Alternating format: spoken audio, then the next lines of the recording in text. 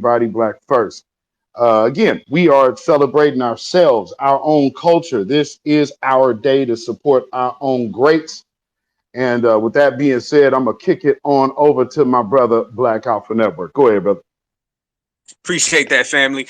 I want to say happy birthday to Michael Jackson. That's what I want to say off rip. I did not know that Michael Jackson was an August baby. I'm an August baby as well. Salute to the king of music. And, we made that clear. This the king of music. King of pop, that ain't even, right. That's selling our brother short. Our brother was absolutely, positively the king of all music. And I want to salute everybody who's here in the room. And right now, if you guys notice, people do a lot of things that are off code towards us. But what that ends up doing is that makes us get more on code and we're codified. So I appreciate everybody who comes at us sideways because that gets the family on the same page even more. Everybody out here right now is trying to take the little pieces of our culture that they did not create, that they did not innovate, that they did not start. And foundational Black Americans were witnessing that. And what that's doing is making us stand next to each other even more firm, and it's making us get on our game even tighter. So I appreciate everybody in here. And what we're going to do is we're going to continue to put out real FBA classic material content so we can all understand that we are in this together. No matter what happens between us, we may have our little issues or whatever, but that's all water under the bridge. The main thing is this world of anti-Black racism that always wants to steal from us, that always wants to take from us, and always wants to rob us of what we've created. So what we're going to do, me and Brother Zilla, we're going to continue to, keep putting out that real FBA energy so we can stay on that FBA frequency. And the more we get on code, the stronger we become. So we're going to salute everybody. And if anybody wants to come up and talk and, share their piece and speak their mind, we're going to continue to do that. If you could share out this room, everybody, I would appreciate that wholeheartedly. But this is about foundational Black American excellence, and we're going to keep this thing riding all the way to the end, brother. Back to you, family. Yes, indeed. So, real quick, for those of you who are not familiar with Sister Dr. Ava Muhammad, I'll give a quick overview because, again, this is a powerful sister. If you guys have not ever got a chance to hear her speak, extremely powerful speaker, and she deserves definitely to get her flowers. Let's see. So, real quick, in a brief overview, Muhammad, who was raised in a Methodist family, traveled a windy road into the Nation of Islam. She grew up in a middle-class home in Columbus, Ohio, and to this day still professes that she is a Christian. Both Muhammad's parents were educators, and some of her early influences included the Reverend Dr. Martin Luther King Jr., Stokely Carmichael, aka Kwame Ture, and other civil rights activists that promoted equality, self-reliance. She earned a law degree graduating from Georgetown University Law Center in 1975. Muhammad was on a normal course in life for a law student, becoming a criminal defense attorney and charting a successful career when she reached a turning point in her life in 1979. At age 28, she was diagnosed with cancer and began looking for spiritual support to deal with the fear of death that accompanied her cancer. Muhammad first took refuge in the church of her youth, but it did not provide the comfort she was searching for, and she found that she was still afraid of dying. Admiring the Nation of Islam's focus on self-reliance for Black people, she went to hear Louis Farrakhan speak in New York City, and finally she felt she was where she belonged. She had long been an advocate for self-reliance message, for the self-reliance message, and excuse me, I lost my place. She belongs. Okay, long message. Sorry about that. She encountered in Farrakhan's preaching. But in the interview, the Atlanta Journal-Constitution, she explained why this time it was a revelation. Quote, "When I heard him talk about Allah, it penetrated my very being," unquote, said Muhammad. "I knew that that I was going to be born into it." She did also avowed her cancer disappeared after she heard Farrakhan's message. And just a brief overview of who our sister is. And again, if you have not got a chance to hear that sister speak, I would advise you go look up some of her videos because she is a very dynamic, powerful speaker. And I'm not part of the NOI at all, but Black excellence always must be celebrated. And that's one of the things I hope that we can get over as a people as well. What do you have to say about that, brother? I appreciate that, family. I'm gonna say this. The way I look at it is, I didn't know she was from Columbus, Ohio. I did not know that. So shout out to all my Buckeyes, Ohio. But she held the same position that Malcolm X held in the Nation of Islam. A lot of people don't know that, and she was obviously a warrior, someone who faced everything, eye to eye, face to face, and that's what I.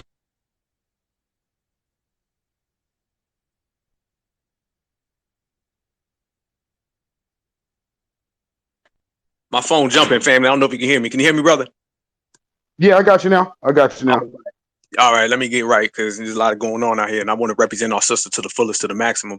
The main part about it is that I don't care what anybody's religious background is. I don't care about none of that. I'm not Nation of Islam, but what I am is I'm certified black. And that doesn't matter where you are. As I always say, certified black has no jurisdiction, has no location. It's really, if there is a location, it's in your heart and it's in your mind and in your soul. And that's absolutely what this sister had. Ava Muhammad was a definitely warrior sister, a certified sister who represent to the fullest, the same way as our brother Michael Jackson, and the same way as all the many millions of foundational black Americans that came before us and the ones who are here now. And what we got to continuously do is represent this. Go read up on it. That's why I like how you just broke it down, brother. These are the things that we can do. When one of us speaks on something, we may not be aware of it. Go read about it. Go learn about it. You may find somebody later. There's a lot of people that, I follow that I wasn't even around for. I wasn't around for the Huey Newtons and the Bobby Seals, but I started to learn about them. And then more I learned about them, I understood where they were, their message were. And I took a lot of the things that they presented and I added it to what I have today. That's why, I try to be as well-rounded as possible. And it doesn't matter about someone's,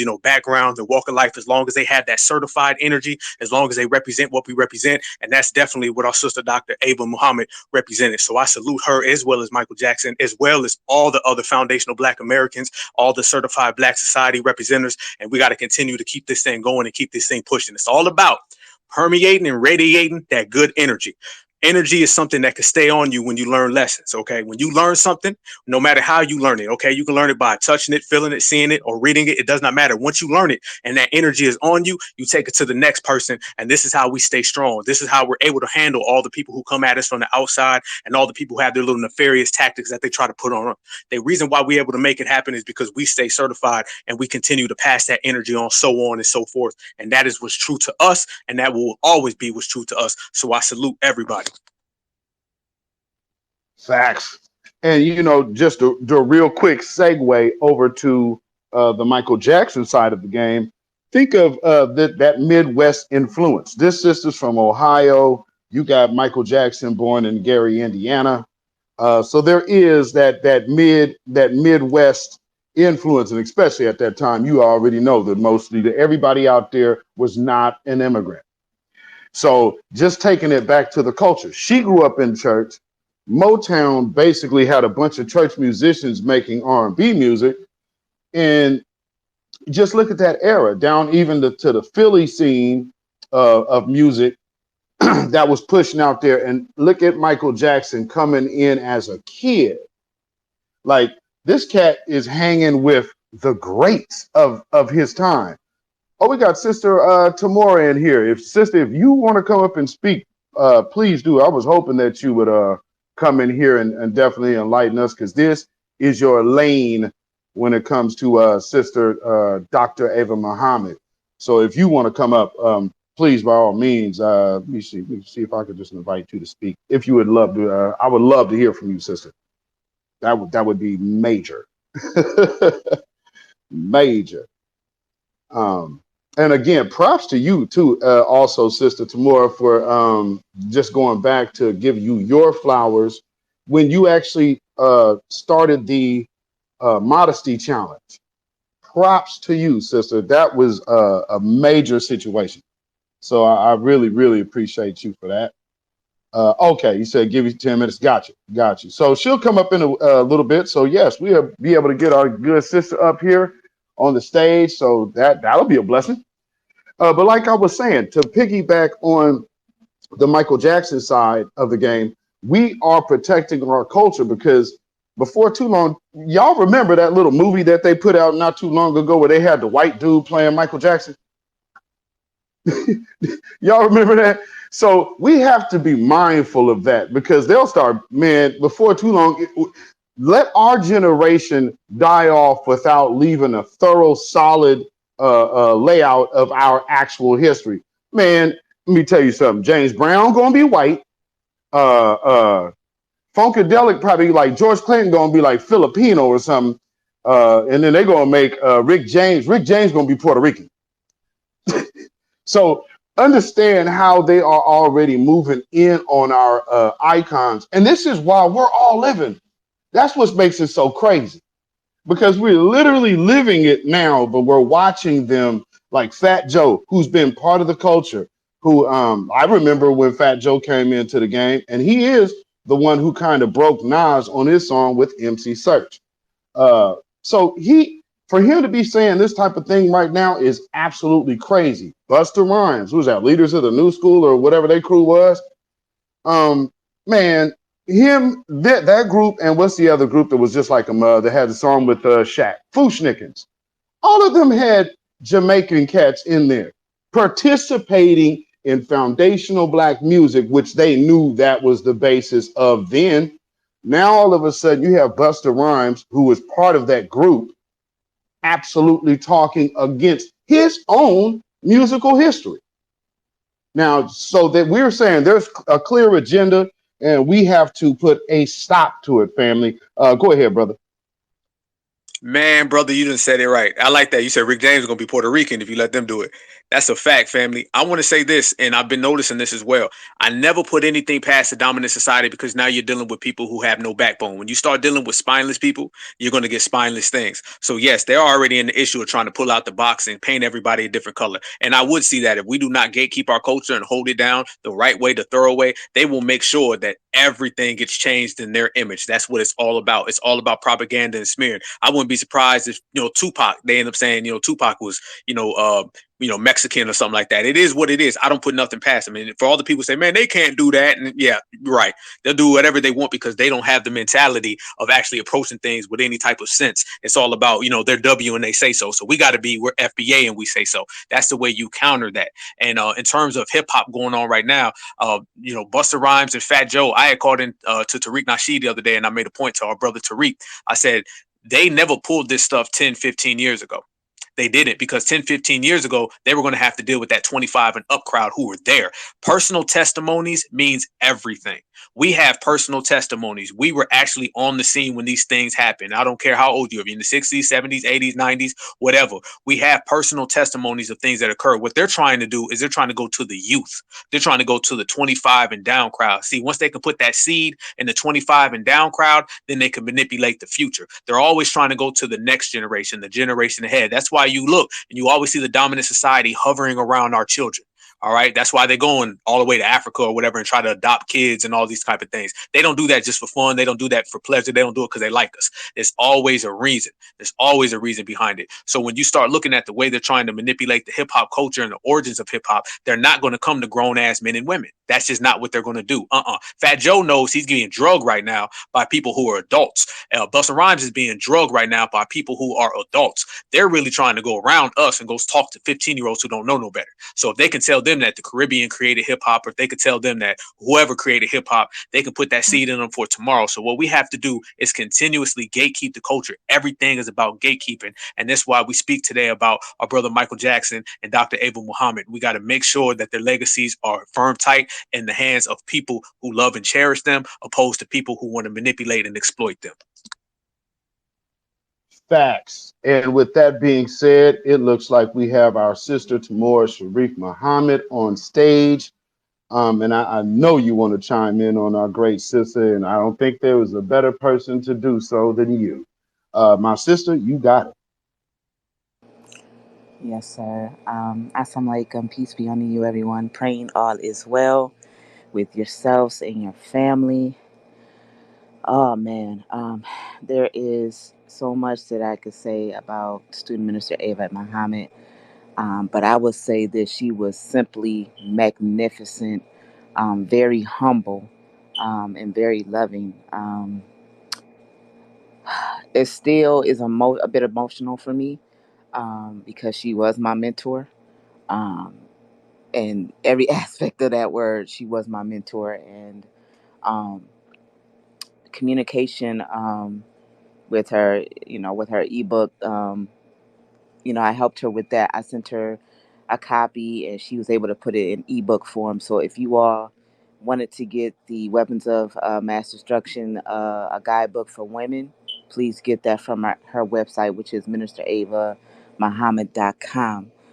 Her books are still available to purchase, and please get her books because they're very insightful, and they will help you with your everyday life. The news is still shocking for all of us.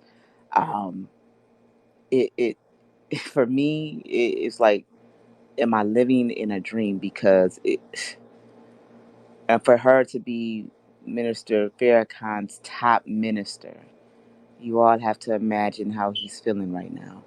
So I would say just keep her family first and foremost in your prayers. We are feeling it, but nobody is feeling it more than her husband and her children and her grandchildren. So please keep them in your prayers. Minister Ava didn't pull any punches. She didn't pull any punches. She she told straight truth, and she didn't matter who it was for. She told straight truth. She'll cut you up with just truth, and she told no lies. And for her to be a woman just sitting in her modesty and femininity and go hard like that, that is you know, magnificent to me, and she will always be my mentor. I just if you all see tributes of her on my wallet, it's because she impacted my life. Uh, she just did, and when I was working, I still have Modesty International, which is on Instagram and on Twitter as well. She was one of the reasons why I started that. Having women rest in their femininity, having women be modest and things of that nature, the meaning of modesty and things of that nature. Her and Mother Tynetta and Mother Khadijah is the reason why I started Modesty International, because this world's definition of modesty is totally corrupt. And so we as women that take modesty and femininity seriously, just want to share its proper definition with the world. And so I am still in shock. I'm still emotional about her passing, but I know it was for great reason. But that doesn't, mean that her work stops. We as women have to pick up the mantle and continue her work. Nothing just stops. She did a lot, not just for the nation, but for a lot of people. The picture I posted of her today was in Essence magazine. That picture has been it's just one of the beautiful pictures of her. So women that want to pick up that mantle and continue her work, we're going to do that because that's what she would wanted us to do. It doesn't stop. It doesn't stop. So I'm grateful that you allowed me to speak. I'm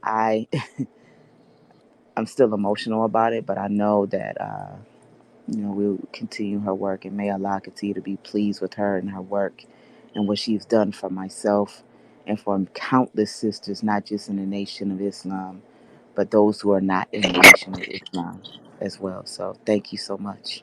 Thank you so much Yes, for ma'am. sharing. I'll go back on mute real quick, brother. My bad. So yeah, thank you so much, Tamora, because I know, like I said, I knew you were one of the people who would be very, very, very in tune to speak on this particular topic, since you guys had a personal relationship. And again, thank you so much. I know this is not easy for all of y'all.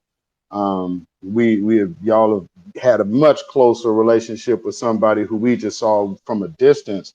But nonetheless, we definitely, especially like me and my wife, have watched her greatness over the years. Just enjoy watching her speaking, because I'm telling y'all again, if y'all have never got a chance to go hear Dr. Ava speak, go treat yourself.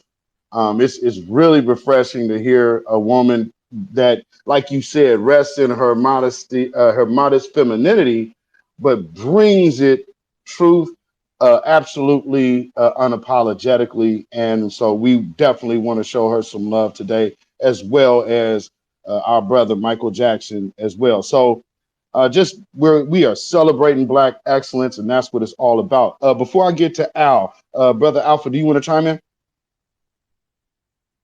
Yes, sir. I absolutely do.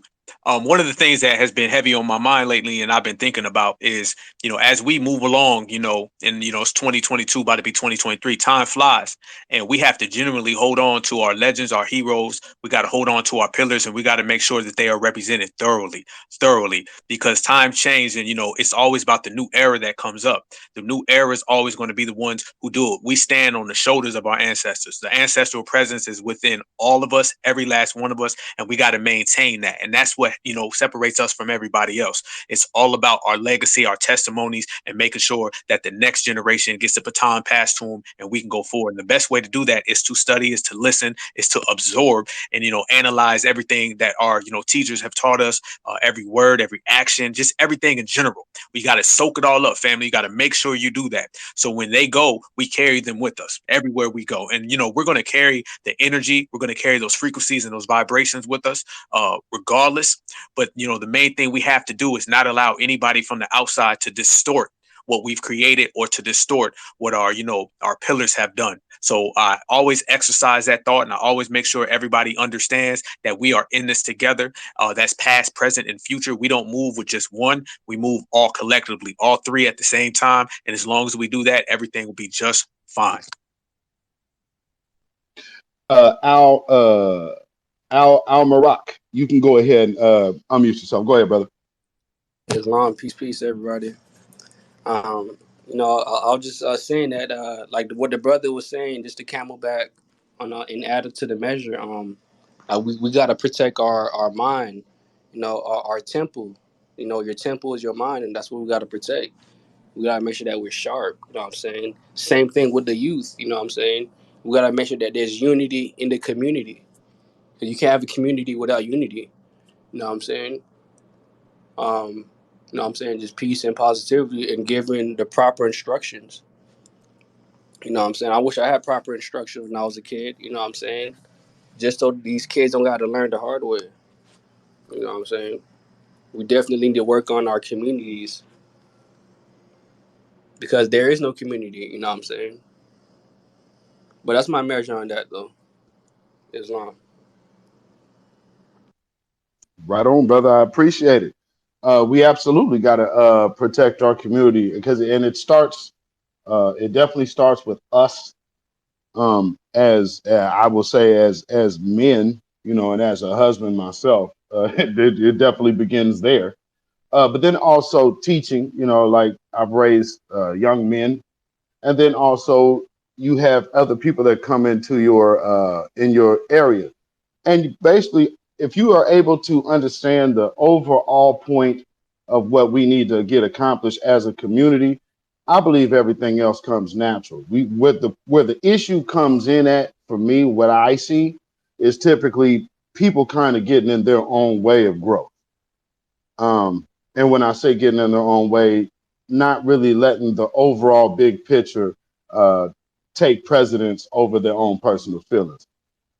I.e. following a code or following for some it's a religion, for some it's just a standard that they stick to. But yeah, brother, I'm totally with you, right? Black Alpha, I know you want to chime in on that. Go ahead, brother. I like how the brother phrased it, protect the temple. I love that phrase. That's a great phrase. One of the ways I look at it, and I've always looked at it, is us right now, eventually time is going to call for us. So we're going to have to step to the mantle, and we're going to have to lead. All that term with leader and all that kind of stuff, all you got to do is lead yourself and lead by example. Okay, you don't have to lead a group of people. Lead by example and lead everybody who's on that same page, and we could all step together. True leader is walking with the people, not in front of them, not behind them, with them, side by side. And eventually it's going to come to us. And I tell people all the time, and I tell them frequently, be, very watchful who's around you. And I mean that in a positive manner. Because if you look, there's going to be a lot of people we encounter that are going to be our leaders of tomorrow, who are going to be those people on the front line of tomorrow. Trust and believe, every single person that we study, all of our, master teachers, there was a time where they were in the audience.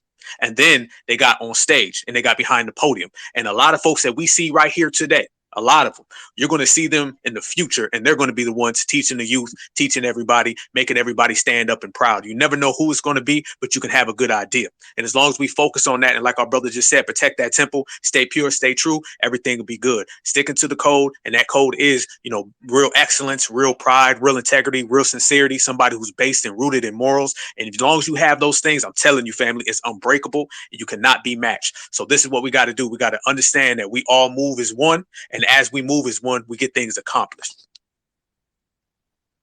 And I absolutely agree. And looking at the I'm just looking at the title and thinking the video that somebody posted earlier today. For those of y'all who are old enough to remember Arsenio Hall and why they took him off the air. The main reason is because the Honorable Dr. Minister Louis Farrakhan was literally defending Michael Jackson and telling the truth about what was really going on. And if they would have let that stand, the narrative that they were trying to paint against Michael Jackson, which they obviously successfully have done, but we again are fighting against that in 2022. Shameful, but nonetheless, they canceled our brother just for standing with another black man. This has been a tradition in this doggone country, and it absolutely has to be addressed. And we always. Oh, thank you, sister, for putting that in the jumbotron. We always have to gatekeep our culture and protect the legacies of our elders, such as Dr. Ava, and Lord forbid when it's the minister's time, because trust me, they literally go after other black folk for supporting this man who has done nothing but put his life on the line for the black folks. This is what we as a collective, when the brother Al-Marak says, protect this community, protect the temple, it's a multifaceted battle. And one of the things is propaganda against our legends and against our black leaders of excellence. So because I don't know how many other spaces people are doing on Dr. Ava, but I wanted to make sure that we did it here because I know how much that they look against our unity. So with that being said, Sister Tamora, would you like to speak on that part at all? As far as the minister being on Arsenio, they actually did, but blackball him for that. But they always blackballing our greats when they speak on truth. This country wants to hide truth so bad. Like they don't want anybody to know a truth about America and what it has done to our people. So yeah, but Arsenio stood his ground, and he, even though he doesn't have that show anymore, he's still doing great things. So yeah, when the minister speaks truth, nobody can refute that. And time again, a lot of people have been trying to come against the minister, but again, you can't combat truth. And like that Honorable Elijah Muhammad said, he said, if you can prove what I say is not true, I will give you $10,000. Nobody has challenged him. And to this day, scientists are coming out saying that the things that Honorable Elijah Muhammad taught on is actually true. So when you speak truth, nobody can go up against it. We got people that say the minister is this, that, and the other, but you don't have the heart to be where the minister is at speaking to the people. Can you honestly say to yourself that you will stand up and minister to the people and take pot shots from everywhere, from Jews to everybody? Can you withstand that? So again, if you cannot stand on truth when you're teaching the people, it is best to just sit down. And that's just my 2 cents.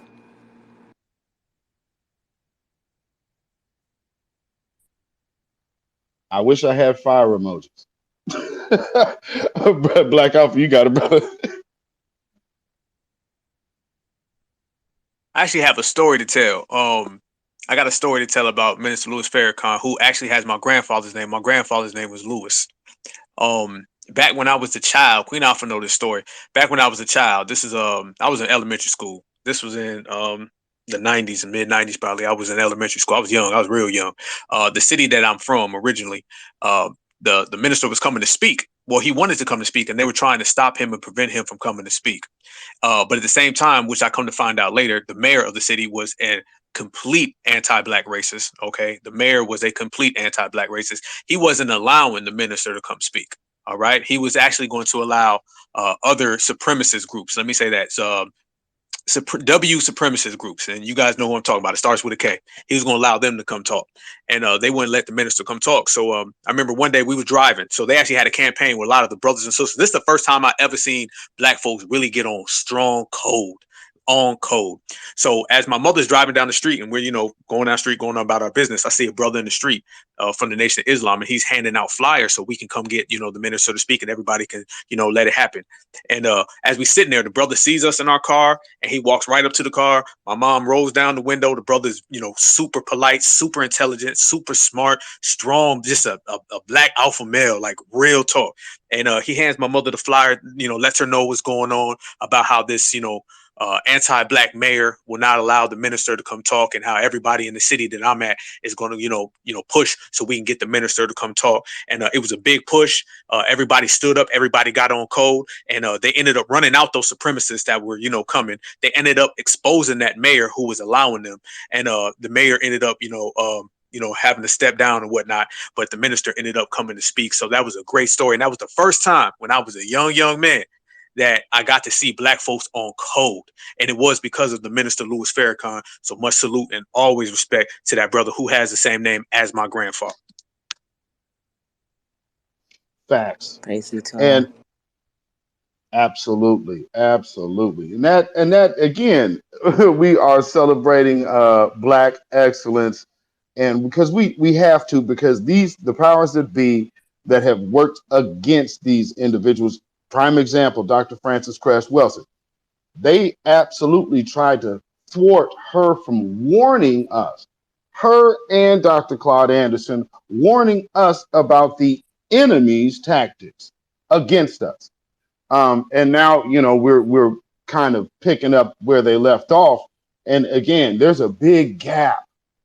There's a big gap of time to where we absolutely allow folks to have us thinking that we should be looking at each other funny style.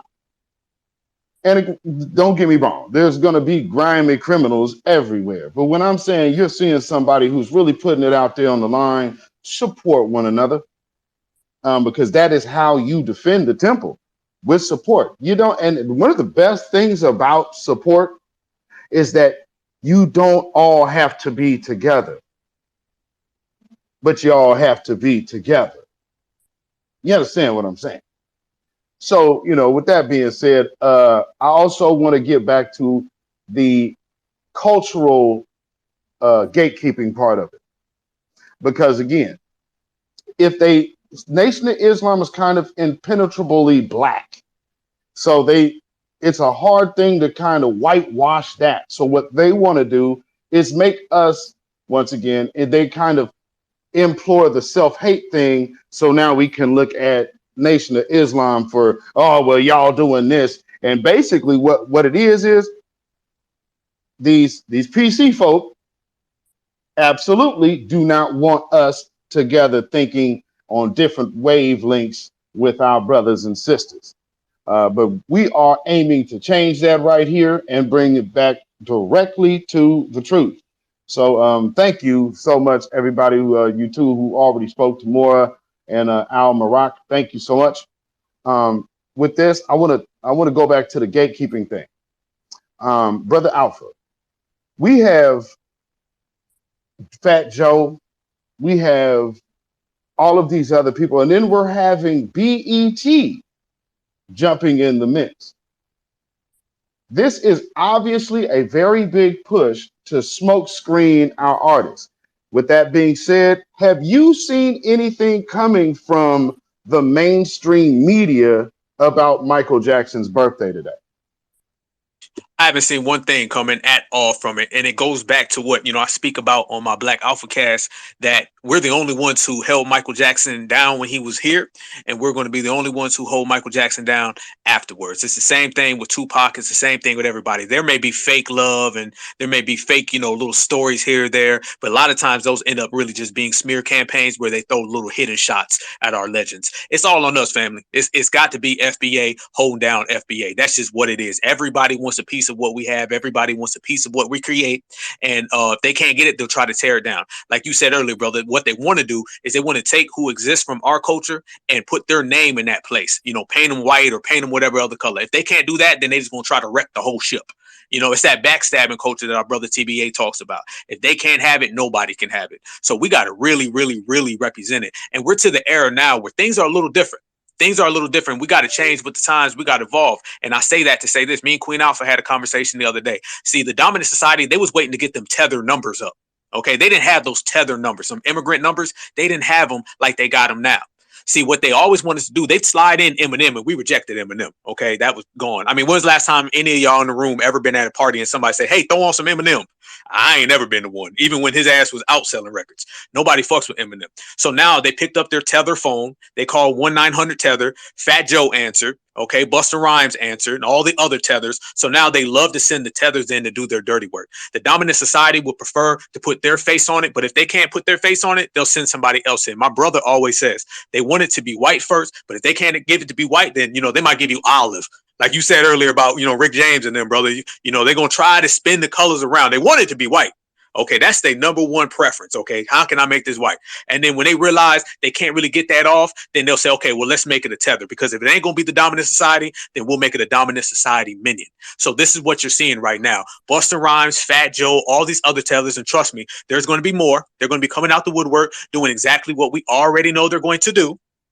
And they're going to be trying to co-op hip hop. So no, I haven't seen anybody represent Michael Jackson. I haven't seen anybody represent any of our culture, because what they truly, genuinely on the inside want to do is they want to replace foundational Black Americans with people who are easy, people who are docile, people who are submissive, people who want to go along to get along. And they understand that we've been the thorn, the 500-year thorn in the side of supremacy. Foundational Black Americans don't bow down. We don't fold to nobody. And instead of other groups coming over here and assisting us and being, on a camaraderie level, they'd rather come over here and stand next to the dominant society. So now, since that line is drawn in the sand and it's very clear and everything is understood, and that's the beauty of it, what's understood don't need to be discussed and it don't need to be explained. Now we can move and we can function properly. And the best way to do it is to gatekeep your culture. Foundational Black Americans, we got to practice saying no. Saying hell no. What's this, a hell no to the no? That's what we got to start doing. We got to continue to do it. And the more we say that, the more they get upset. Imagine somebody feeling so entitled to your culture when you tell them no, they get upset. And what gets me is, Brother Zilla, they run around here all day, every day and tell us that we don't have a culture, but yet they try to steal our culture. I thought they said we didn't have one. On the left side, they say foundational Black Americans have no culture. On the right side, they want to take our culture. So they lying. They wrong. You know what I'm saying? And this is why we got to continue to gatekeep, because right now, the era that we're going into, because like I said earlier, times are changing and things are evolving. The era that we're going into now, this has to be the gatekeeping era. This has to be. They got the tether numbers up like they want it. Now they can call up 1-800-TETHER anytime they need something. Then on top of that, you have the dominant society, and you got this big melting pot, but every single person inside that melting pot is an anti-Black racist. Remember, culture vultures come in all different colors. So it's all about foundational Black Americans holding down what's ours, and we can start with holding down our legends, because if ain't nobody gonna do it, we got to do it. Facts, absolutely facts, brother. And that's why I wanted to make sure we did a little piece on this, and celebrating both Michael Jackson and Dr. Ava, because, man, these people have attacked our culture from day one. And now that we are once again kind of coming to our own, identifying our own selves, and also protecting the legacy of our ancestors, you are seeing these people literally trying to argue about our own history. Like, we should allow something in because you were part of proximity. So shout out to Melrose for running down on Grandmaster Caz and able to get that good sound bite of the clarification. because they were trying to push it out there. Fat Joe was real proud to push that little video out there. Yeah, Latinos were around. Yeah, they were around. That does not make them creators. And so when you have these people coming over here talking about, well, I was there. So, I mean, that's like going to a restaurant. You in a restaurant. That doesn't make you the chef because you were sitting in a booth. But that's the kind of logic that they doing to us. And quite frankly, that's dirt bag culture. So just like TBA say, that backstabbing culture is a beast. And when you see people, these are the same folks that are also looking to benefit with their little undercover CARICOM they have in the Congressional Black Caucus. So peep the connections, family. Just keep an eye on these connections. You have a connection moving all the way from one thing to another, from music to politics, politics to music for Democrat agenda. Isn't that how it's happening? We got Lil Nas X. They're infiltrating black music. You got Lizzo. Let's promote unhealthy habits. And then what's the other thing? You got a Future. Be a junkie. So we have layer, and then drill music. Just go out there and indiscriminately kill because you're emotional. So we have all of these different things that are being pushed on us. We have people like Michael Jackson that was actually making positive music and slipping messages of positivity within the music. Now look at how we're battling even not promoting thought culture in our music now. So I see this as way bigger of a problem. And it's more along the lines of what Tariq Nasheed always says about ethnocide. What do you feel about that, brother? Brother, I was just about to bring that up. I listened to that. I think it was a space. It might have been a show Tariq did the other day, and it was brilliant. He nailed it. It is an ethnocide. That is exactly what it is. And it's been brewing for years. And us certifieds have been on code, and we've witnessed it and we've seen it. But now it's just getting to a boiling point where they cannot hide it no more. They want to have a race replacement. That is exactly what it is. You don't have people saying that we built the country. Listen, when the president of the United States is getting on TV and he's saying immigrants built the country, and we all know damn well slaves built the country. He didn't just say that on accident. What our brother Paul Mooney say? Paul Mooney said this ain't no coincidence. This happens for a reason. Everything got a rhyme and a reason. When these folks say this type of stuff, they're saying it because they're putting in seeds and an agenda. Remember, the supremacists are always thinking, 100, fucking 200 years in the future. They're not thinking to the stop sign. All right. That's what a lot of black folks be thinking just tomorrow. Let's just get to tomorrow, y'all, and we be goods. No, the dominant society is thinking way further than that. And as I was saying earlier with our legends, they want to always put it on the younger generation, the people who are impressionable. You feel me? They want to go to the people who are 15, 16 years old and they don't know about the origins of hip hop. That's why the onus is on us to speak about the origins of hip hop. We got to do the teaching. That's what it's all about. It's all about a war for the minds. We know the dominant society is always going to try to pollute our young folks. Any person who grew up and went to school in the 90s and the 2000s, they teach you a lot of misnomers. They teach you first off that Martin Luther King Jr. ended racism. That's a little hidden secret that nobody really want to talk about. In the school system, they teach young black folks that Martin Luther King had a dream and then racism packed his bags and walked out the door. This is what they teach kids, and anybody who's in the 80s and 90s or the 2000s, if you went to public school in this country, they teach you two things. They teach you that Indians like Tonto and Pocahontas were the original human beings, okay, and they started America. They don't say nothing about black people. And then they teach you that Martin Luther King had a dream and racism went away the next day. I mean, they just woke up the day after and everybody was hugging and kissing and high-fiving and shit. This is what they teach us in school. So this is why a lot of black folks right now are getting into homeschooling so we can counter that. And we have to teach our youth, because if we don't teach them, supremacy is going to teach them. Remember, whatever you teach them in your household, there's a big-ass world out here with 7 billion people who are always going to teach them an anti-black message. And as I always say, an anti-foundational black American message. That's what they're always going to teach. So we are the ones who have to really do this. And I saluted our brother Tariq for putting together that documentary he's putting up, not just the one about Maroons, but the one he's doing about hip hop. Because hip hop is our culture. And I tweeted it the other day. I said, any attack on hip hop is an attack on foundational black Americans, because we are hip hop. Hip hop is our culture. Hip hop comes from us. That is our lineage. I don't give a damn what nobody say. And please, I'm sorry, family, anybody in who disagree, I'm sure the family will agree with me. Can people please stop saying can we quit arguing about hip hop so we can focus on reparations? We can do two at the same damn time, okay? If you are going to fight supremacy and you think you got to do everything by onesies and twosies, you're wrong. We can gatekeep hip hop, we can gatekeep all of our other cultures, and we can still get to the reparations bag. Foundational Black Americans are very intelligent, strong people, okay? We can do them both, all right? We've been doing pretty damn fine handling all these different people. So I guess we should only fight one tether then, right? Under that type of logic, we should just focus on one person at a time, right? So just focus on the dominant society and don't worry about the minions, or just focus on one minion and not the second minion. No, we have the ability to multitask. That is what makes us special and what makes us unique. We are great people because we can handle, the people from the Caribbean. We can handle the whole diaspora. We can handle the dominant society. The whole goddamn world is anti-Black. So if we got the logic of we can only do one at a time, we done. No, we can whoop ass on the way to the bank. Okay, we can G-check Fat Joe, Busta Rhymes, all their asses, and still get our reparations check on Tuesday. You feel me? So let's make sure that we focus on it. Let's make sure that we do gatekeep our culture, because one thing affects everything. If they erase your culture, then the next step is erasing you. Anybody don't believe me, go look at the Tasmanian people. It's been done before by the dominant society. Trust and believe.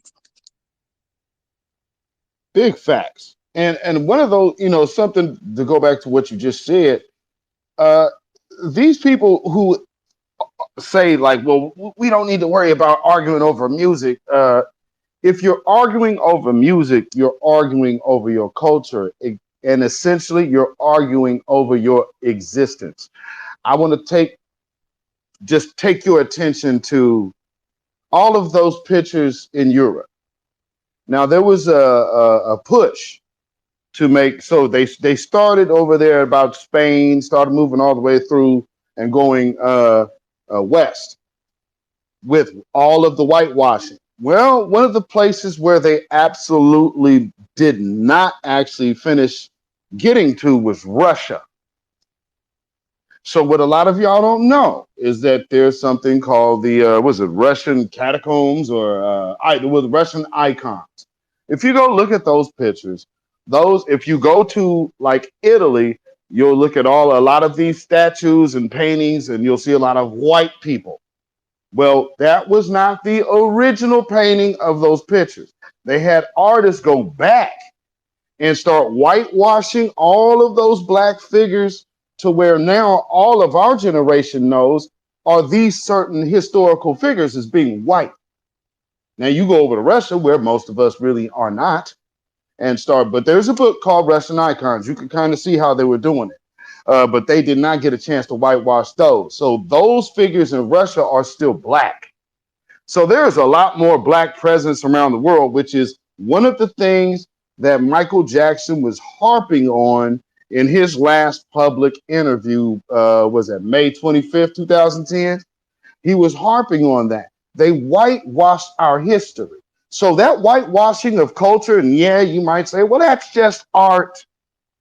When you cover the faces of a group's history, you're erasing their history. So yes, every element is important.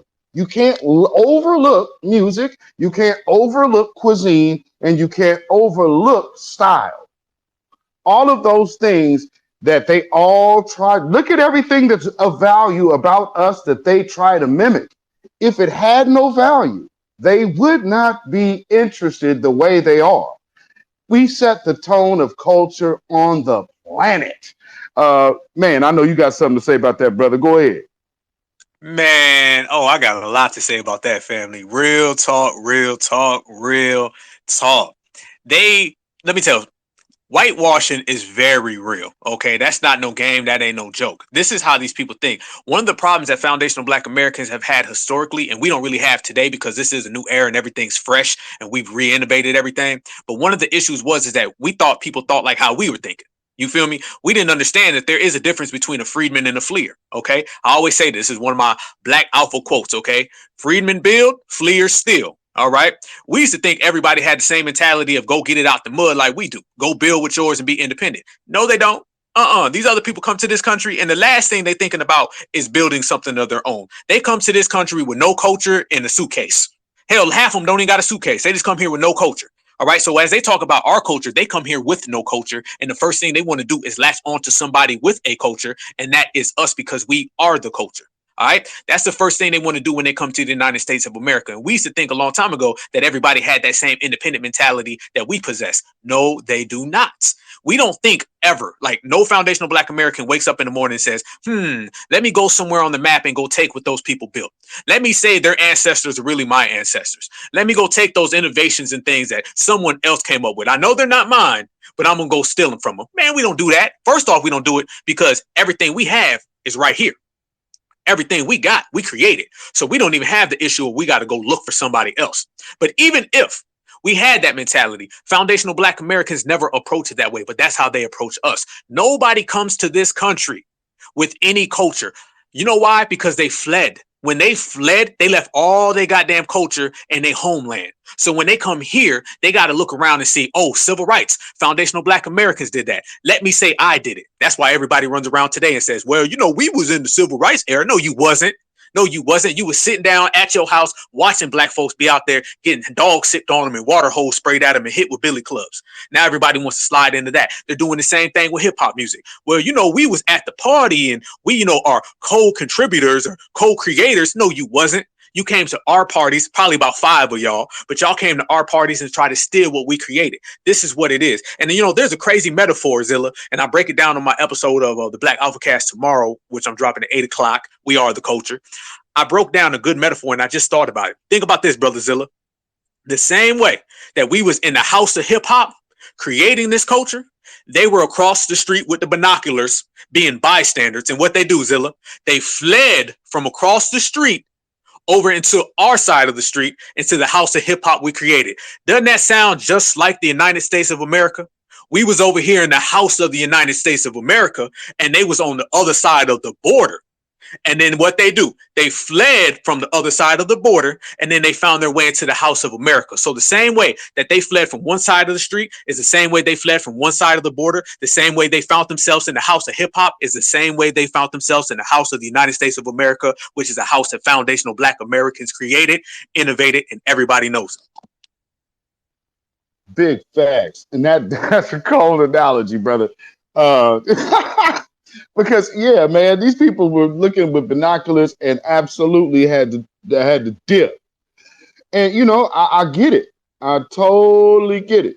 Because again, when you set a tone of being the standard of, I mean, because here's what they're trying to do. They're trying to remove us from the standard that has been set by foundational Black Americans, especially in music and culture.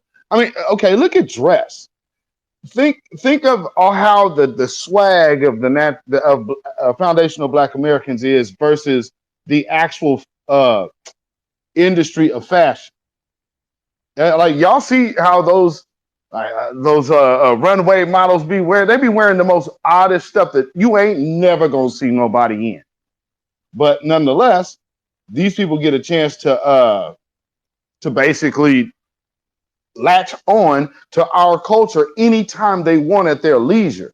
And this is the one thing that we absolutely have to end, because we've been here doing all of our stuff and we just do it organically. And so look at hip hop. Hip hop is an organic form. Funk is an organic form. You got the thing called blue-eyed soul now. Y'all heard that term, blue-eyed soul? Does that even sound right to y'all? Blue-eyed soul. No, that's blue-eyed imposter. Not blue-eyed soul, that's blue-eyed imposter. Come on, man. Okay, let's run it down the line. Robin Thicke, who is he comparable to? Let's see. There's a couple homeboys that I grew up with that would roast him. I'm sure there's plenty of you all in this chat that know somebody that would absolutely sing circles around this dude who's probably working for UPS right now. Let's see, who else? Oh, what's the other boy that can't sing? Oh, John B. Yeah, Mr. They don't know.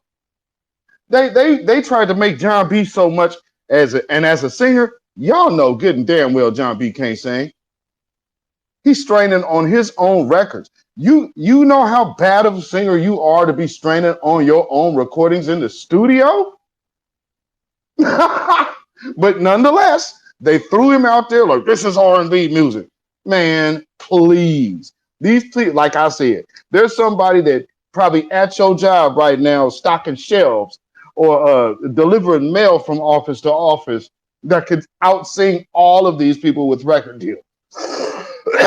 So with that being said, we absolutely have to gatekeep our culture because it's not just about our artists. It's also about just the people amongst our culture, because who are the artists?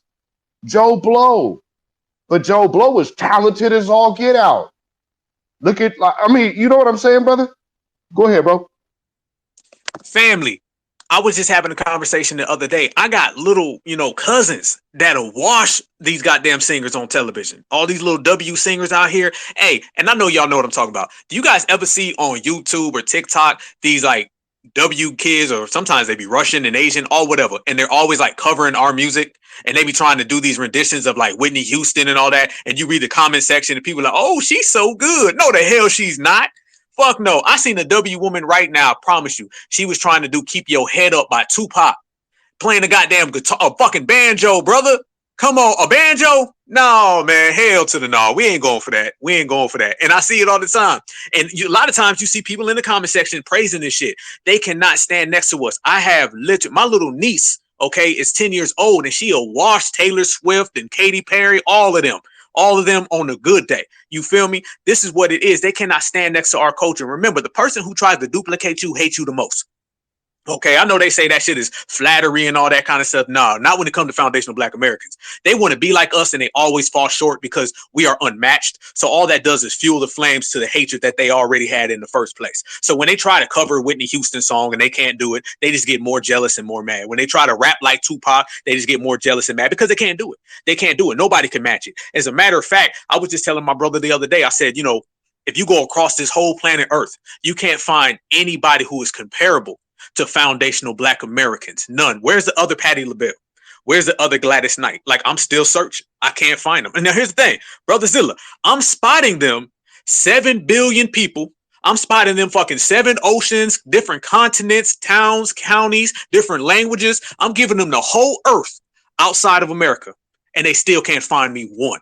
So that lets you know what we've already known, what we've been known, is that foundational Black Americans are unmatched and we are unbreakable. And the more they try to come up to us and more they try to act like us and be like us, they just fall flat on their face. And the best thing to do is just laugh. That's the best thing to do, because anytime someone sees us, I don't care who they are, if they tilt their hat to the side, they put on the goddamn gold grill, they put on some Timberlands and shit, all that is somebody trying to be something they can never be. And we already knew it.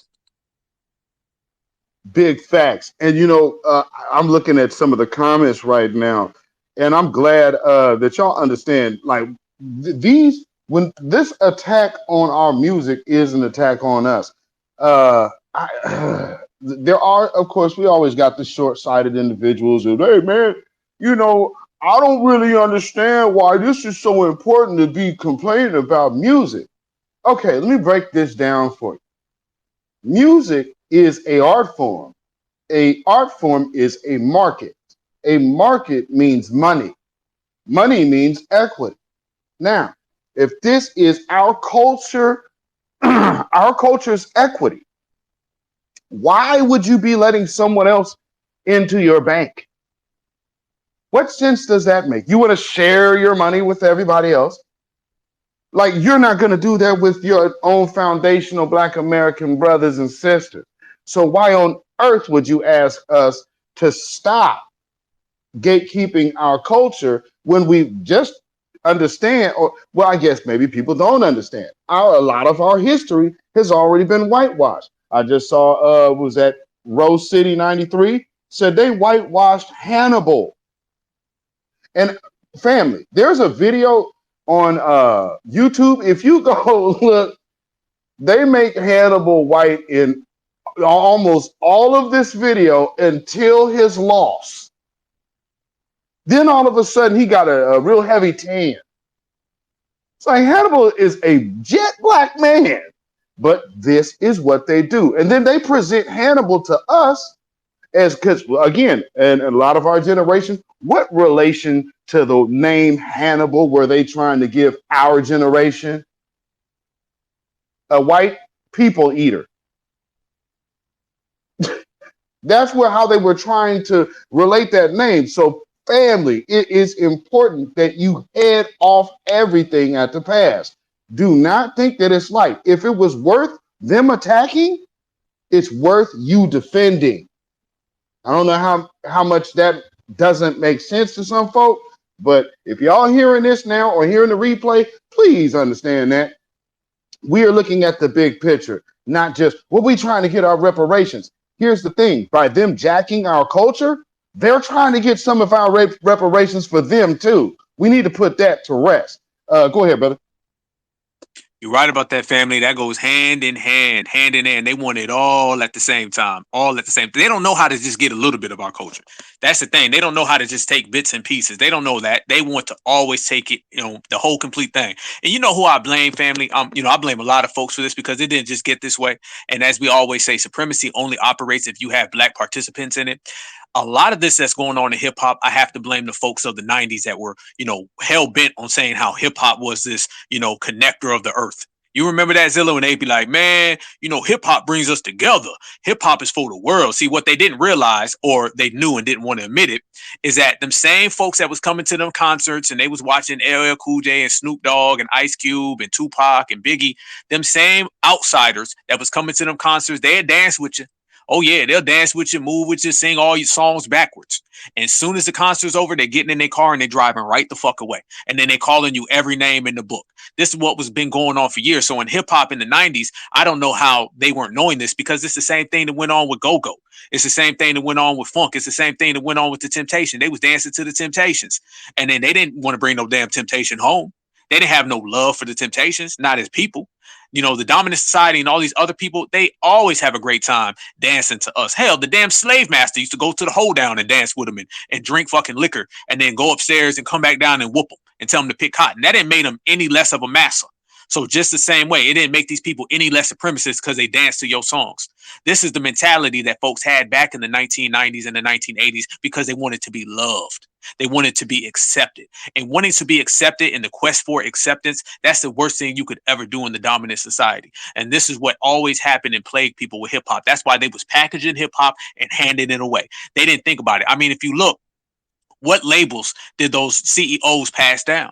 What did they pass down? Half of them got their labels took, or they just abandoned in music. They didn't pass down no labels. All those successful labels in the 1990s, they should still be running today. They should still be running today. Hell, a W owns Tupac's estate. You understand what I'm saying? This is the mentality. They never passed nothing down because they were either too busy feuding or fighting, or they were too busy trying to make amends and be cool with the dominant society. Look what's going on right now with Swiss Beats and Timberland. They had verses popping off, which was all foundational Black American. It all got off the ground because of us. Soon as they seen the light, they sold it. And now they're having issues with that and some legalities. You feel me? So instead of growing your own, they want to take what you create and then they want to run to the dominant society and get some type of pat on the head or some type of stamp or seal of approval. I'm not with that. I'm about foundational Black American 25-8. Fuck 24/7, 25-8. We need an extra hour and an extra day. That's how we got to mob with it. And foundational Black Americans got to learn how to stay in house, keep everything to ourselves. There's nothing wrong with that. That's what everybody else on the planet Earth does. If you woke up tomorrow and you said, I'm going to be FBA only and I'm only going to focus on my kind, you'd be joining the rest of the earth because they only focus on their kind. So nothing is new under the sun. And we got to practice saying no. We got to be very, very stingy and very, very selfish when it comes to our own culture. If you want to protect foundational Black American culture, stop sharing it with non-foundational Black Americans and you'd see things change overnight. How you feel about that, family? I agree, because look at it like this. For instance, saying, okay, well, I'm going to go to an Italian restaurant. I want some pasta tonight. Okay, we going to an Italian restaurant. It's going to be Italians with, of course, some Mexicans working in the kitchen, but it's going to be an Giuseppe's, traditional Italian restaurant. Well, yeah, they're not going to change it to Giuseppe's hip hop spot. You know what I'm saying? No, this is what they're pushing. They're pushing their culture, selling their culture. We get to participate as a customer. Like EPMD said, you're just a customer. We get to participate as a customer, not as a creator. So I look at it like that. Okay, you want to go to the Japanese or Chinese or what if that's what you're eating, which you really probably should not be eating Chinese food restaurant now. But anyway, if you're doing that, they are not sharing their culture with you. They are selling their culture to you. You are by no means part. Y'all go travel abroad and go get your scars and get your sword. Yeah, that's what the merchants is out there doing. They're out there selling you something. They are not making you part. And I wish, because of this inherent need of acceptance that unfortunately some generations have instilled in future generations, hopefully we are the generation to break that curse. Because we absolutely only need to start accepting ourselves. That's the whole reason why we will start gatekeeping our culture. We have to look at ourselves as the great production machine that we are. We are unmatched in every lane possible, down from, and especially when it comes down to creation. We are the lead inventors for everything of practical use. You can, if it's practical use, you're gonna find one of us there.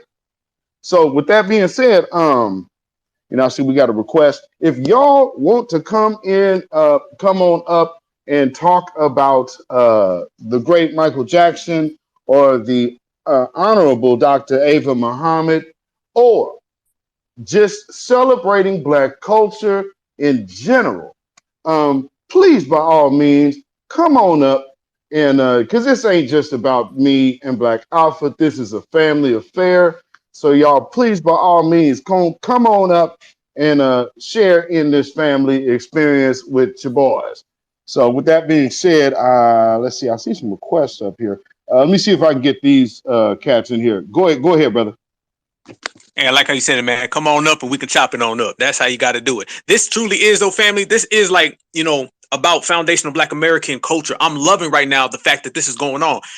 Busta Rhymes and Fat Joe and all those other suckers out there that are coming at our culture. That's good, because all that does is gets us more on code. It's more on code, and we need that. This is why this era is completely different. Everything is fresh and it's a new, and I love every single second of it. The more these people come at our culture, and I said this in the very beginning for those who weren't in the room, the more outsiders come towards foundational Black Americans, the more airtight we become. And this era, at least, see, back in the old days, when folks used to come at us, we would be more open, and we'd just be opening the door and telling folks to come on in, have a seat, kick your legs up. You ain't even got to wipe your feet at the door. That doesn't go on nowadays. Now we're like, hey, you're going to come up in here, you're going to show respect. It's all about reparations and respect.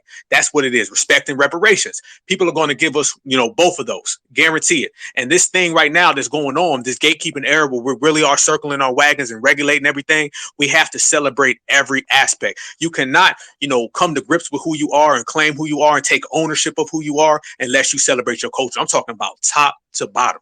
That's one thing I want to see the family do. I want to see the family represent in all aspects, all across the board. I don't want to see nobody who's a foundational Black American from the South and they hating on somebody from New York. I don't want to see that. I see a lot of people saying New York is let me tell you something. New York got some riders. Shout out to NYC, all 5 boroughs, upside down, all the way around. I don't want to see that. I want everybody to understand foundational Black Americans. We come in 50 states. Last time I checked, okay? There's 50 states and there's a couple provinces. I don't care where you from. If you are about that, be about that. We represent it as a whole. We're not going to divide ourselves in little small pieces and everything, because our culture is all the same. We're the one group of people that you can literally see a common core in everybody. You can take somebody way on the West Coast, somebody way on the East Coast, 2 foundational Black Americans, ain't never met each other before, sit them down at the table, and they're going to have a conversation between the two, and it's going to speak like they know each other. Okay, because we do share a real common foundational Black American culture. It's in the core of us. Zilla, you broadcasting live right now from the West Coast. I'm on the East Coast. You know what I'm saying? Matter of fact, you up north on the West, and I'm in the Southeast. So not only are we cutting across the country, we going at an angle. This is foundational Black American excellence right here. And this goes all the way across the board. So all my people on the West Coast, that's FBA love. All my people on the East Coast, all through NYC, that's FBA love. All my people in the Midwest, where I'm originally from, that's FBA love. And of course, all my people right here in the South, that's FBA love. And you put us all together, we unite the city and step to the world as a weapon. Go ahead, Brother Zill. I know you want to get to the hands. Yeah, absolutely. But I mean, like you just said, man, we have to protect it all. And I hope that everybody understands what you're protecting. You're protecting the honor of your ancestors and everything that makes us us and all of our greatness and supporting our greats. Because remember, when we are great, the others hate. So it's up to us to always make sure that our own get the due credit and the due flowers and the due honor. It literally is up to us because we have left it up to others for so long. And then all of a sudden we wonder why our people ain't getting honored. Prime example, there's been a few of these so-called Black Media Awards that have never ever mentioned the likes of Jason Black being a filmmaker or Tariq Nasheed being a filmmaker. You could have what, 8 films out there and no one calls your name to say, hey, you actually did something, but instead you're giving credit to OPB, who absolutely is copying the brother, but you'll give them credit for this. Hey man, I think it's a Haitian brother that did some documentary. He did 2 documentaries and they over there giving him props. So yeah, we have to gatekeep our culture, even from some of the funny style melanated folks that look like us. Some people just don't understand what goes on out here in these spaces, but for some reason I do see people talking about it as if something's wrong with us. So with that being said, we're going to get to the hands. Mr. Stip, and then Life's a Beach. So yes, we are. Oh, okay, I see who you are. What's up, sister? So Mr. Stip, and then to my sister. What's good, everybody? Shout out to the room. Shout out to you, Beatzilla. Shout out to you, Black Alpha. Shout out to you, Queen Alpha. Yes, today is the August 29th, the birthday of Michael Jackson, the greatest foundational Black American entertainer of all time. Literally, not just the king of pop, but the king of music. And our brother Dwan B, a couple of spaces back, he broke down a couple of things about Michael Jackson. And I wanted to further, inform the people about his accomplishments. So we all know that Michael was born on August 29th, 1958. He had multiple brothers, multiple sisters, Rebe, Janet, Latoya, Marlon, Jackie, Jermaine, Tito, Randy. And we cannot forget about his parents, Joe Jackson, Catherine Jackson. Shout out to those two for birthing musical royalty, literally. And yeah, the life started in Gary, Indiana.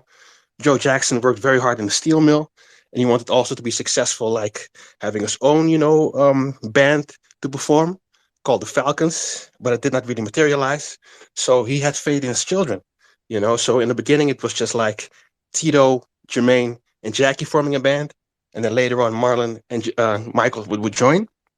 So yeah, they performed in all kinds of events to showcase their music. They were successful. They were the number ones. They were beating everybody on the stage. And yeah, the unfortunate year, 1968, the year when our brother Martin Luther King was assassinated, unfortunately, that was the year when Michael did his audition for Berry Gordy at Motown. And what did he do? He was so impressed and he loved his idols that he looked up to, James Brown. He did a rendition of James Brown, and it was amazing. The footwork, the singing. Berry Gordy was floored, and he was like, man, I got to sign these 5 guys, man. They're signed to Motown. So in 1969, their first album came out. There's some debate who discovered the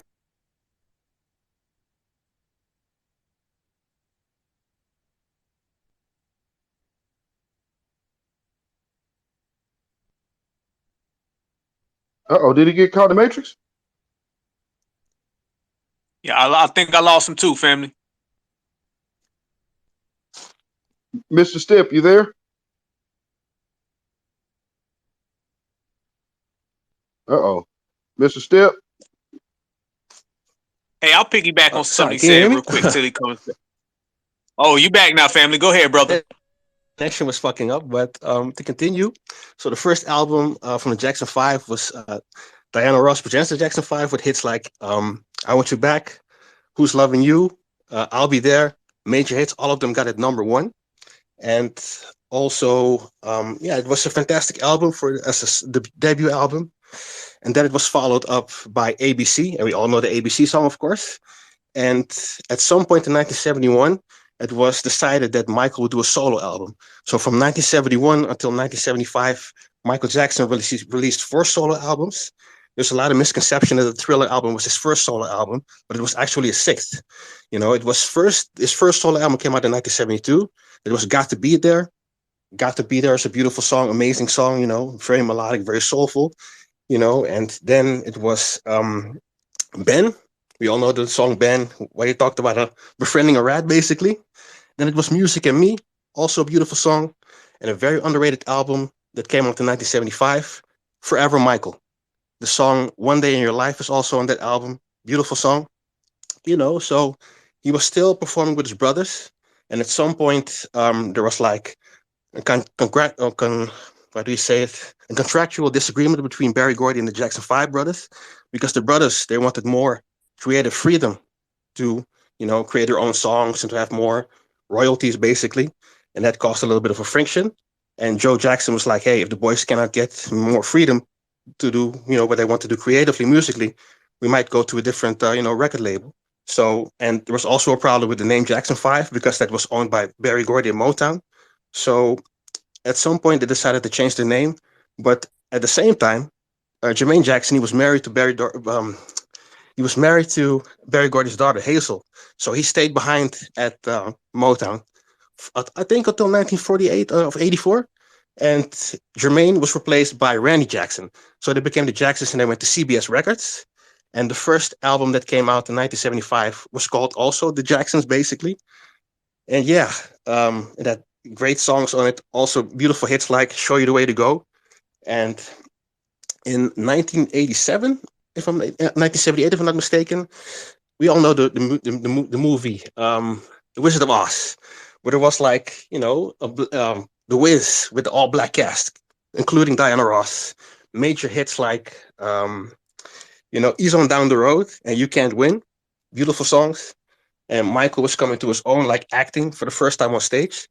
And while recording The Wiz, he met Quincy Jones.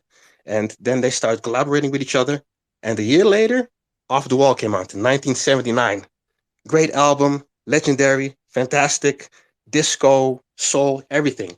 Don't Stop Till You Get Enough, Rock With You, She's Out of My Life, Working Day and Night, Get on the Floor, inspirations from Stevie Wonder. Stevie Wonder produced the song I Can't Help It.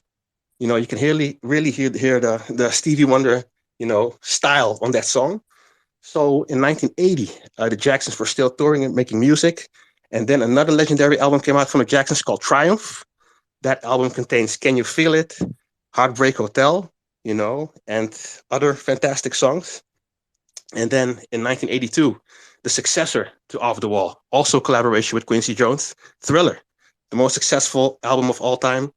Thriller, Zombies, Halloween, historic, phenomenal clip. It's so iconic.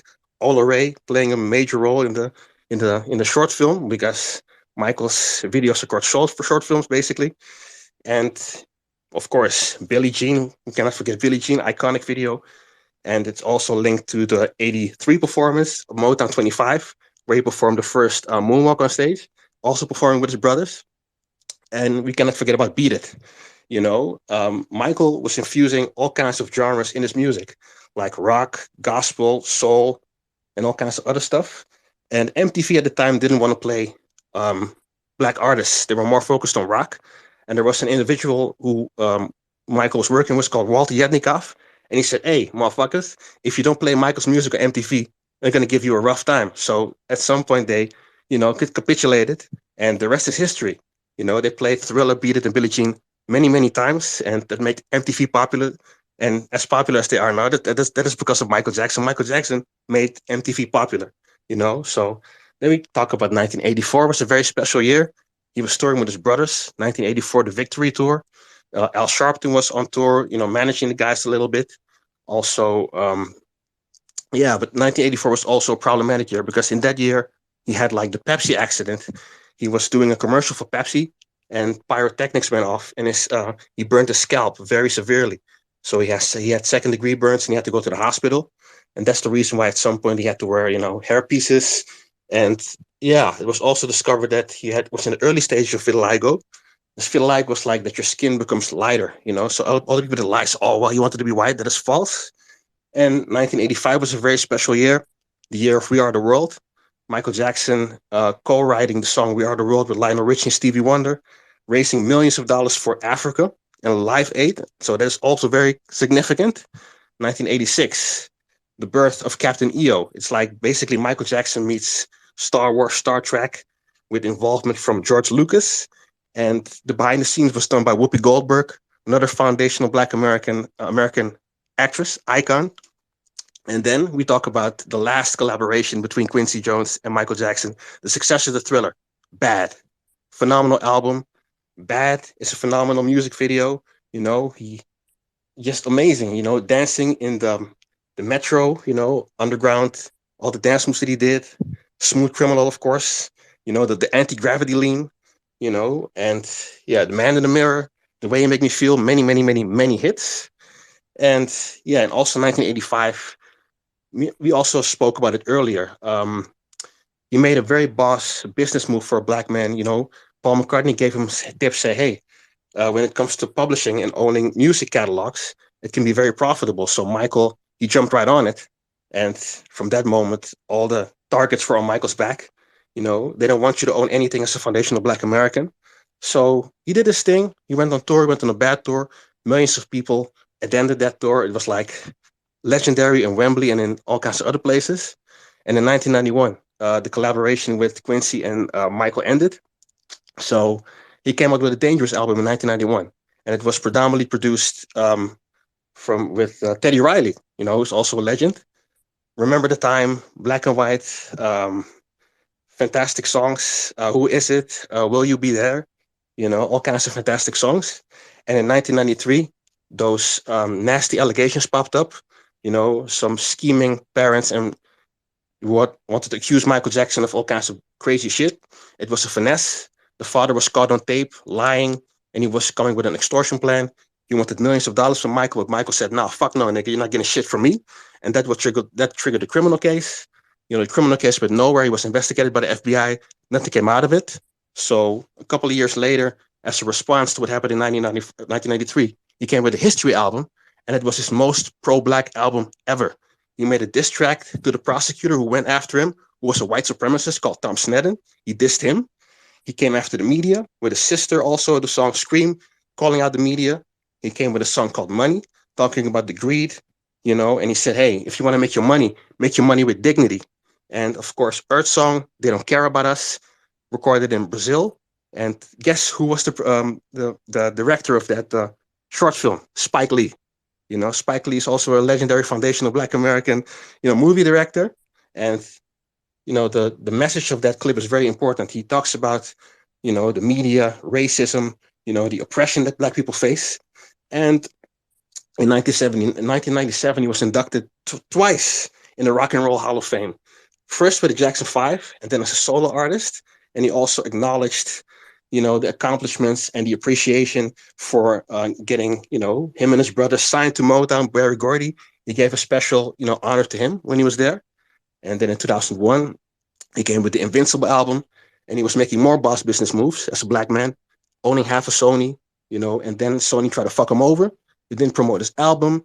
He tried to, screw him over big time because Tommy Mottola at that point was the CEO of Sony America, I think.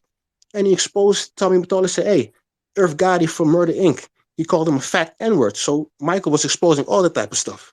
And then I think in 2001, 2002, he gave a speech at the National Action Network with Al Sharpton saying, hey, foundational Black Americans, we are the culture. All kinds of dance moves that we created, it's unique. Nobody can copy it. They try to copy it, but they can't do it, man. They don't want to see us in the covers of magazines. So, and when I look in the mirror, I know what I'm seeing. I know I'm Black. That's literally what Michael said. And then the whole crowd started applauding him. And in 2003, unfortunately, there were more bitch-ass allegations. A Latino family called the Arvizo family accused Michael of child molestation. And yeah, we talked about it before. Martin Bashir, the guy from England, that I think he was Pakistani, I don't know what he is, but he was very misleading. He was collaborating with Michael to record footage at his house, but he was very misleading because the footage that he recorded, he cut it, he selectively edited it, and he tried to put Michael in a bad daylight. But Michael was smart enough. He was a smart guy. People think he was, Michael is childlike. He had his own camera crew there. So he recorded footage, and he recorded the footage that Martin Bashir tried to keep out. And we also talked about the last time Maury Povich. He was like the host of Michael's counter documentary, and it was exposed that the family were a bunch of schemers and liars. The mother who accused Michael of molestation, she was accused of welfare fraud. She was a thief. Her children were stealing at J.C. Penney, literally, and they were coming over with all kinds of conspiracies and blah blah blah blah blah. And at the end of the day, Michael was acquitted on all counts, unanimously. And that family were just a bunch of schemers and a bunch of liars. And unfortunately, Michael passed away in 2009.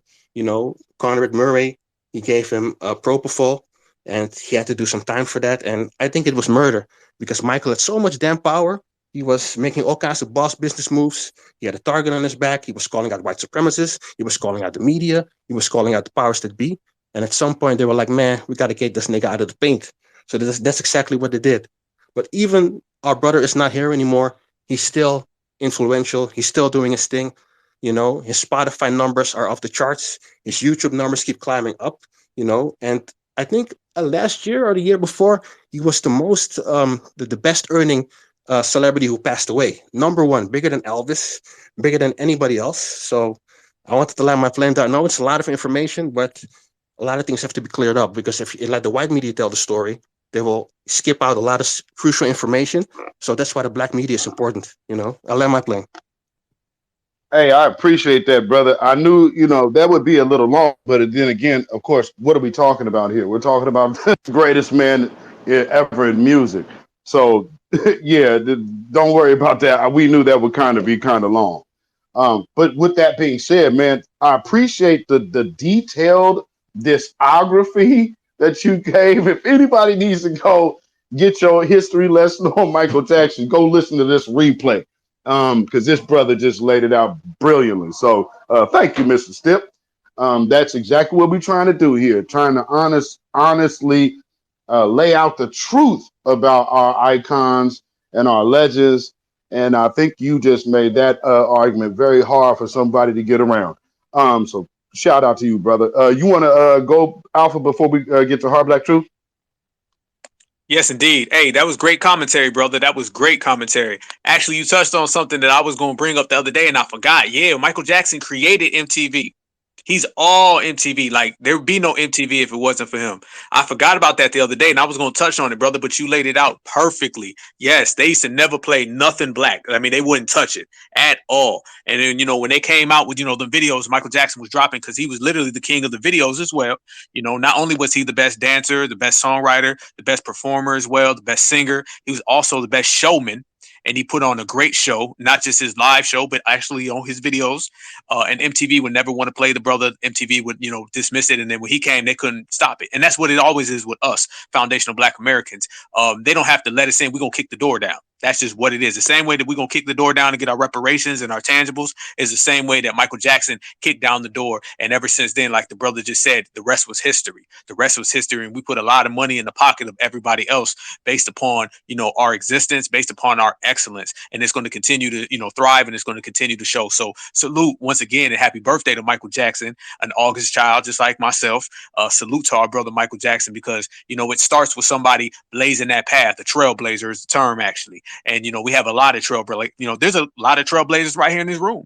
There's a lot of them right here in this space right now. We may not see it today. We may see it tomorrow. We may see it the next day. But there's a lot of trailblazers amongst foundational Black Americans. There has always been trailblazers amongst, foundational Black Americans. And our best thing to do is just hone this, that, keep it going, and make it happen. Absolutely, my brother. Totally agree. The Hard Black Truth. What's going on, my brother? You got it. Hey, Black First family, Beatzilla, Black Alpha, hey, family. Michael Jackson, man. Listen. I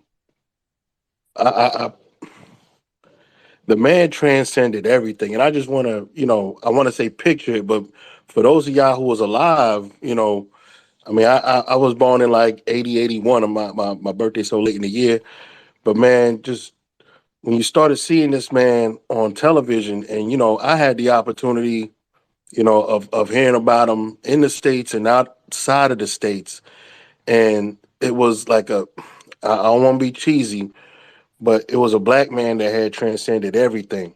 Like nobody did what Michael Jackson did on any level, and this was a black man that did that. And you know what I'm saying? Like that was most appreciated. Everything else, how they try to slander him in the rest of his life, you know what I'm saying? It was obvious. It was cruel. The things that the police even did, you know, while conducting their investigation, the things that they did to him, like they humiliated that man or tried to. You know what I'm saying?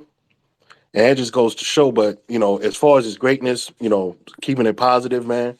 Nobody did what Michael Jackson did. Nobody. And they used to tell us about the king of rock and roll. I heard about Michael Jackson being the king of quote unquote pop, but it was like, nah, he was just the king. Like nobody did. I can't repeat it enough. And I'm gonna just drop down. But yeah, yeah. Yeah.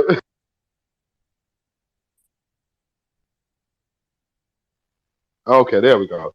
I don't know, Twitter tripping. But yeah, brother, I totally agree. With Hard Black Truth, and I'm sure many of you do as well. Real quick, if y'all could again, go to YouTube right now and go subscribe to my YouTube channel, which is Beatzilla PDX Official. And then also go, after you're done doing that, go to my brother's channel, Black Alpha Network, and go give us a subscribe. So with that being said, let's see. Okay, we got Life's a Beach on stage finally. For everybody who's having issues getting in, again, Twitter's doing one of its things. So just if you can, just let us know that you're trying to get up, and we will do our best to get you here. Life's a Beach. You can unmute yourself. Go Yeah, ahead, sister. thank you. Can you hear me clearly? See. Yes, indeed. Cool. Okay, I just wanted to add on something about MJ earlier. So, this guy experienced the biggest character assassination ever. It almost seemed like he was chased to his death. Um, I don't know if you remember, but his niece and nephew, the niece Brandy and the nephew Taj, they were trying to, well, they made an effort to clear his name and debunk all the lies, which they did, but mainstream media did not have them on any of their platforms.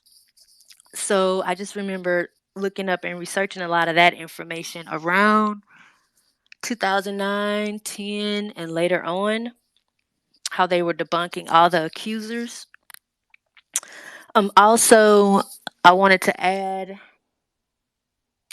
Oprah gave those guys a platform to kind of accuse Michael, and she did not allow his family to speak and counter those accusations. That was something I did not appreciate from Oprah, and I used to be like a follower of hers. Also, I wanted to add just two more points. After he died, I don't know if you guys remember, but the FBI cleared him and said he was clear. He wasn't guilty of anything. And I'm like, why y'all do that after he died and not do that while he was living? And then finally, I just wanted to point out, that with, Oprah and the machine is behind her, and Oprah and all these other mainstream medias, they try to control the narrative, which they try to do with Michael. And now we see this now with them, with others trying to control the narrative with our music, with hip hop, trying to control the narrative with reparations, saying, we want our student loans to be paid and covered. No, that's not what we want. We don't want our student loans waived. We want reparations. So I just want to say I appreciate you guys for let me hurry up because I am at work. Appreciate you guys for the media, for the new black media. You Beatzilla, Black Alpha, Queen Alpha, everybody else up in here. You know how I feel about you. So I very much appreciate you. I appreciate the work y'all doing. So thank you. I'll land there. Bye. Thank you so much, sister. Always good to hear the good encouragement. Because I don't know what people think content creation is, but it is a lot that goes into it.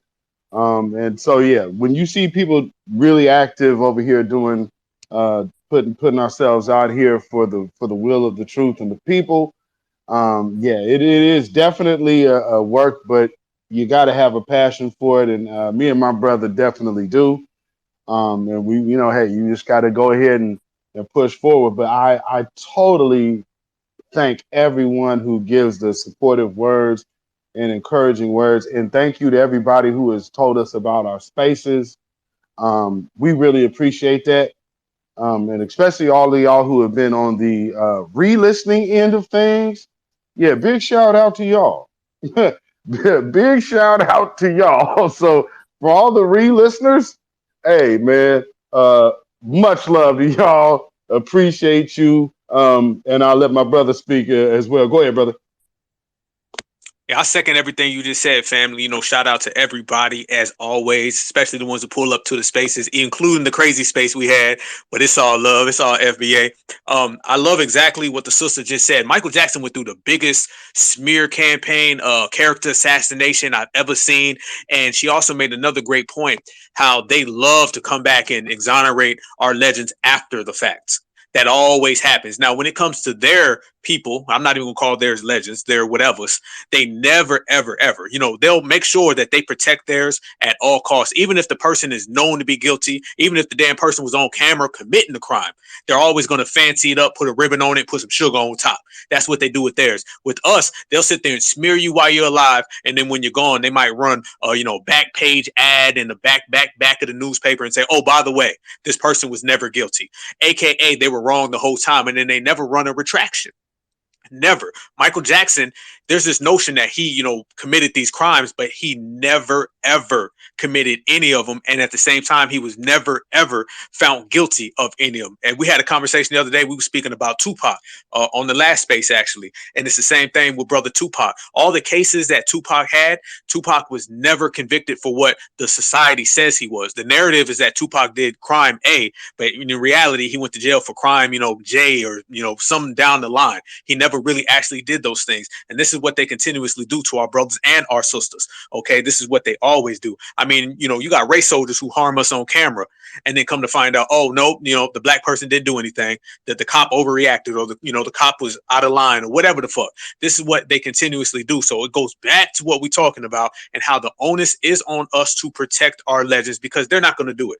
They're not going to do it. Huey Newton said it best. He said he never expects the W media to show positive images of black people. It's just not going to happen. They're going to always do this. And brother Michael Jackson was a prime example. I mean, I remember every single day there were stories. They had whole news segments, fake documentaries where they were setting him up, clipping his words, piecing it together just to make him seem guilty. All the late night talk shows was running jokes on this man. I mean, it was complete slander, complete. Now, anybody else would have, sued these people. If that was, put it this way, if you said that about somebody from the dominant society, there would have been lawsuits. Okay, because it was complete slander. But when it comes to us, they don't give us that type of luxury. So Michael Jackson stood there and he took it. And the only people, once again, and I'm going to keep on harping on this point, the only folks who had his back were foundational Black Americans. There were some other people, because he did have a global presence, but I'm talking about the people who, related to him on an ethnic level. That was foundational Black Americans. We were the ones truly, truly holding him down and truly, truly representing him.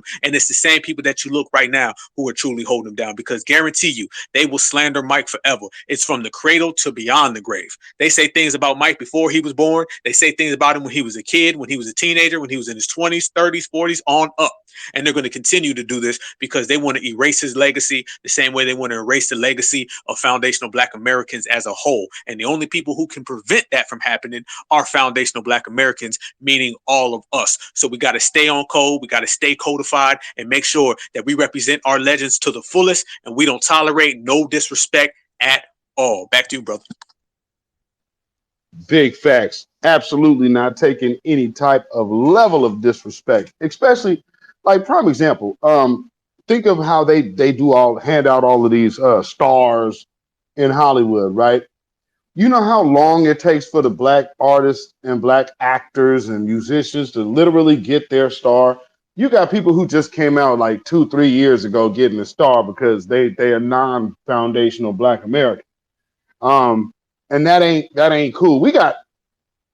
In my lifetime, I'm seeing people getting stars, their very first star that I remember from the early 80s. But you got like the Justin Timberlakes and Britney Spears, the talentless hack Britney Spears, that they keep rolling out here, like who can't sing or dance. She's just like she's a karaoke version of J Lo, which also can't sing worth a damn. So, you know, you're dealing with a bunch of talentless, saltless individuals who are always trying to. They're very proud to sit up there and be put in the category of real talent because they understand the system of white supremacy, and the system of white supremacy shows nothing but benevolence to its talentless individuals. So, like right now, they're trying to roll out Britney Spears again, talking about she gonna do a song with Elton John or do an Elton John song. The picture that they use to promote that is literally Britney Spears with Elton John. It's like, okay, you guys are already trying to manufacture another comeback. But here's the real deal. We ain't fooling with it. I mean, y'all remember when she tried to do, what was it, My Prerogative? Come on, man. Are you serious? I mean, we heard white folks trying to do Word Up by Cameo. This has got to stop. This has got to stop. And I know y'all seen that commercial where they're using EU. They're using EU's music. I said, oh, you couldn't even fake the butt, huh? You ain't got the white go-go band yet. You couldn't get the Latinos to figure out the swing of go-go yet, huh? Yeah, see, these people speak, oh, we were there. Okay, where's your drummers to steady go-go beat? All right. But with that being said, Mr. Stipp, go ahead. Thank you, bro. I also wanted to pay respect to Dr. Eva Muhammad from the Nation of Islam. Rest in power. I'm going to look into her more because individuals like that, we need that for empowerment. It's like whether it's Elijah Muhammad or Khalid Muhammad or Louis Farrakhan, these people are solid. And not too long ago, I also spoke with Brother Ben X. He's also from the Nation of Islam.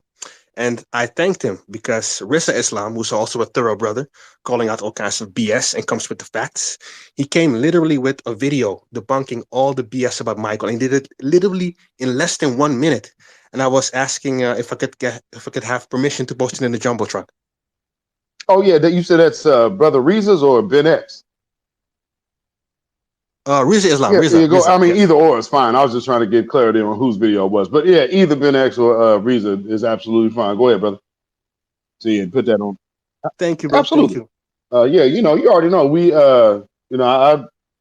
I'm not personally Nation of Islam, but I do definitely have close associates and friends that are. So yeah, we if it's black, it's me. You know what I'm saying? So we rock on along them lines.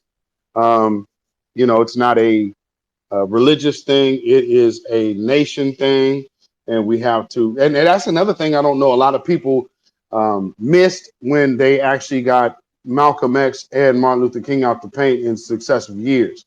One of the things that was happening in Malcolm's latest, like the late days of his life, he was starting to coordinate things along a broader black coalition, putting religion aside. The other problem with that is Martin Luther King kind of picked up the baton the next year. So they got Malcolm out the paint. The next year, you started hearing Dr. Martin Luther King talking very different. So once Dr. Martin Luther King kind of started moving into the mind of militancy, yeah, that was a wrap.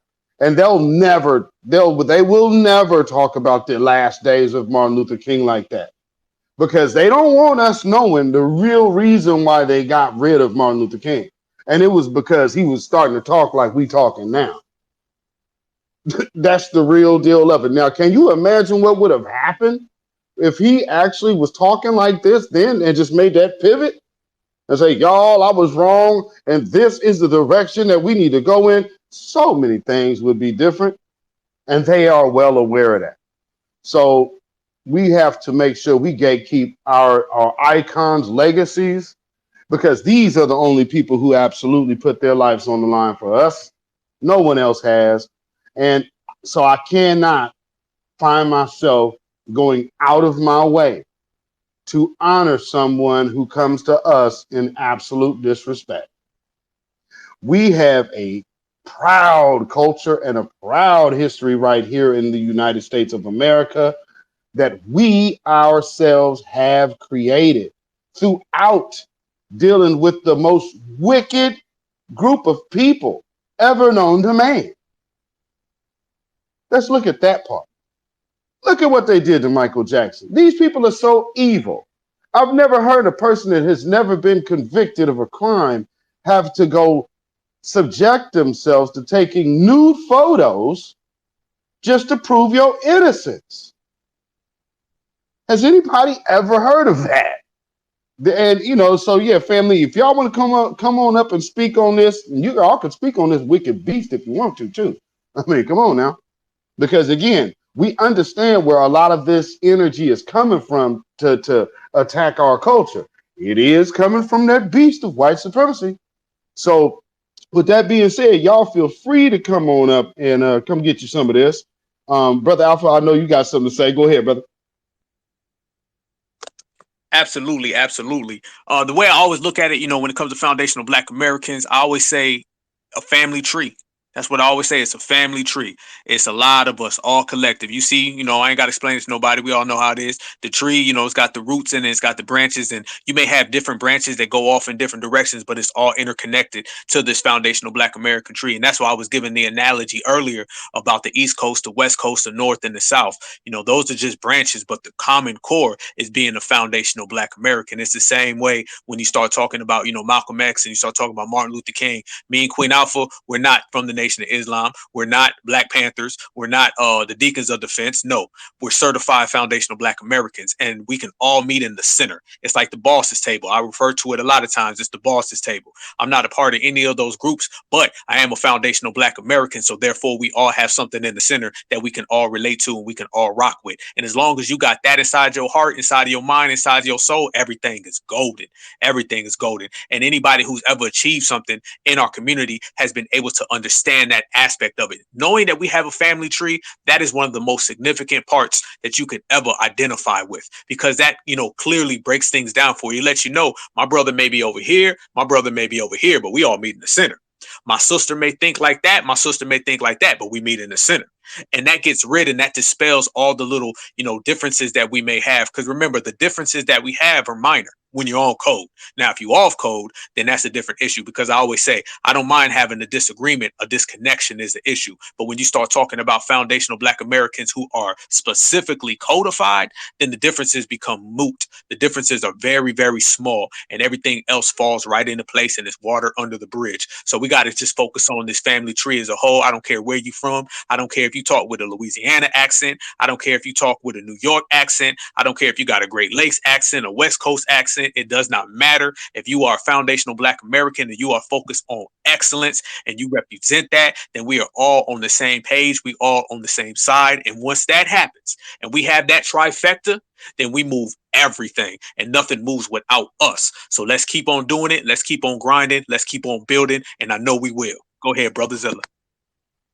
Absolutely, brother. And once again, y'all, this is a celebration of the culture space. So, you know, if y'all want to come up, please put your request in to come up and speak. As you see, we are celebrating the king of music, Michael Jackson.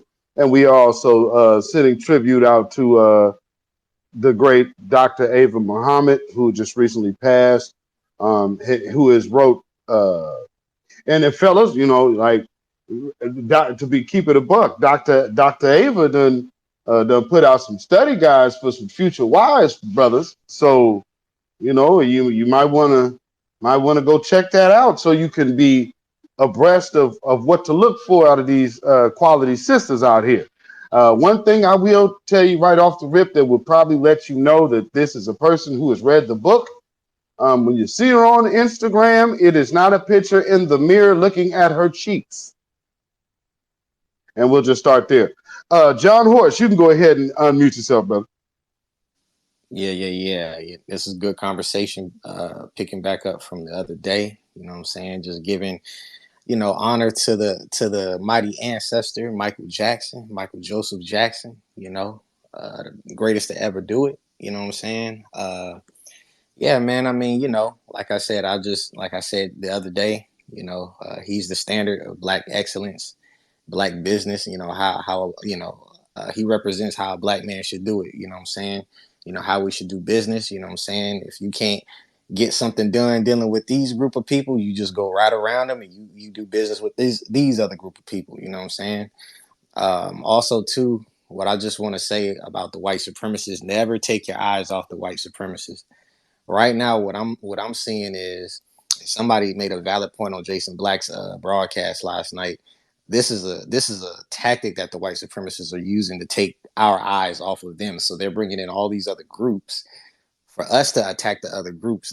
These other groups are like human shields to them. So what they're doing is they're going to put them in front so that way they can get the massive backlash from us. So that way they can kind of just hide out and chill. You know what I'm saying? Because like I said, they still kind of going through it from 2020. So that's what I'm looking at it from that perspective, from a strategy. You know what I'm saying? Okay, cool. Let's flood the zone with all these Latinos. They anti-Black. They gonna think they cool with them and everything like that. But Black folks gonna come on the scene and just really start to spaz out. And that's gonna give us time to just get our stuff together. So that's what I'm kind of looking at, if what the white supremacists are doing.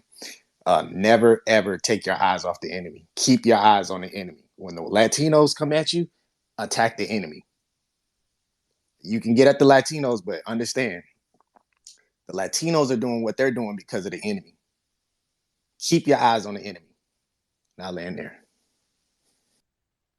Facts, brother. And just to piggyback on what you said real quick, absolutely, man.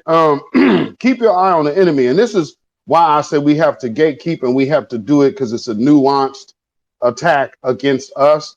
And so when I say attack, best believe anything I'm starting with is of the system of white supremacy. Anybody who is coming in our face trying to attack our legacy is only doing that as a branch or sub institution of the system of white supremacy. So yeah, I guess let me make sure I clarify my position on that. It is always the system of white supremacy. And one thing that I tell y'all, the only thing worse than a white supremacist is a wannabe white supremacist. And I know y'all hear that often. Go ahead, Alpha. I know you got to chime in on this one, brother. Oh yes, I definitely do. The way the family has to always look at supremacy, you got to look at supremacy as you have the supremacists and then you have the minions of supremacy, and you got to look at them as one of the same.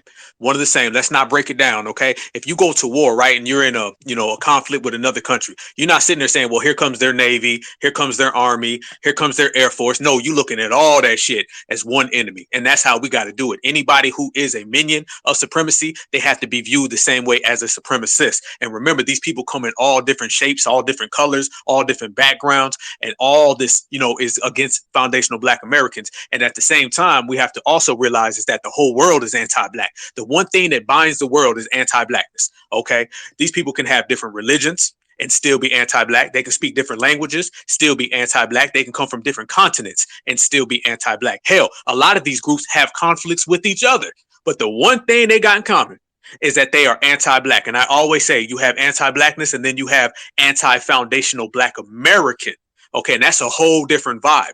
All right, so this is why we have to look out for people from the diaspora. They come on that BS too. So we got to look at these folks as all interconnected, all is one. That's a minion. That's somebody who wants to, associate themselves, attach themselves to all the little flunkies on the side, all the little puppets. They are the same way that supremacists are. Back in the old days, people used to make the fatal mistake where they used to think, oh, you're Black. You don't, subscribe to supremacy. You feel me? Oh, no, you from Africa. You on my side. Oh, you a minority or you a person of color. You on our team. And we used to think we was getting reinforcements and we used to think we was getting assistance because they were thinking on a very elementary level. Now we're thinking on a higher level to where we understand the complexities of it. And we see just because you may look like us doesn't mean that your mind is where our mind is at. And just because you may walk like us, talk like us, does not mean that your mind is where ours is at. So we have to focus on that and understand that this stuff comes in a lot of different shades. And once you pull back the layers, Once you snatch that goddamn tethered wig off their head, you're going to see deep down inside, they're just supremacist wannabes, as my brother Zilla just said.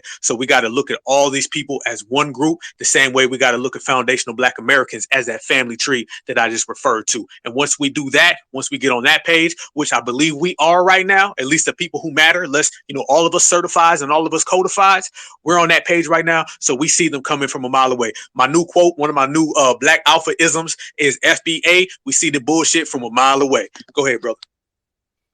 Yes, sir. We absolutely do see it from a mile away. And with that being said, one of the things that we're going to have to really, really, truly evaluate in our when people in our presence, because I want to point out something real quick.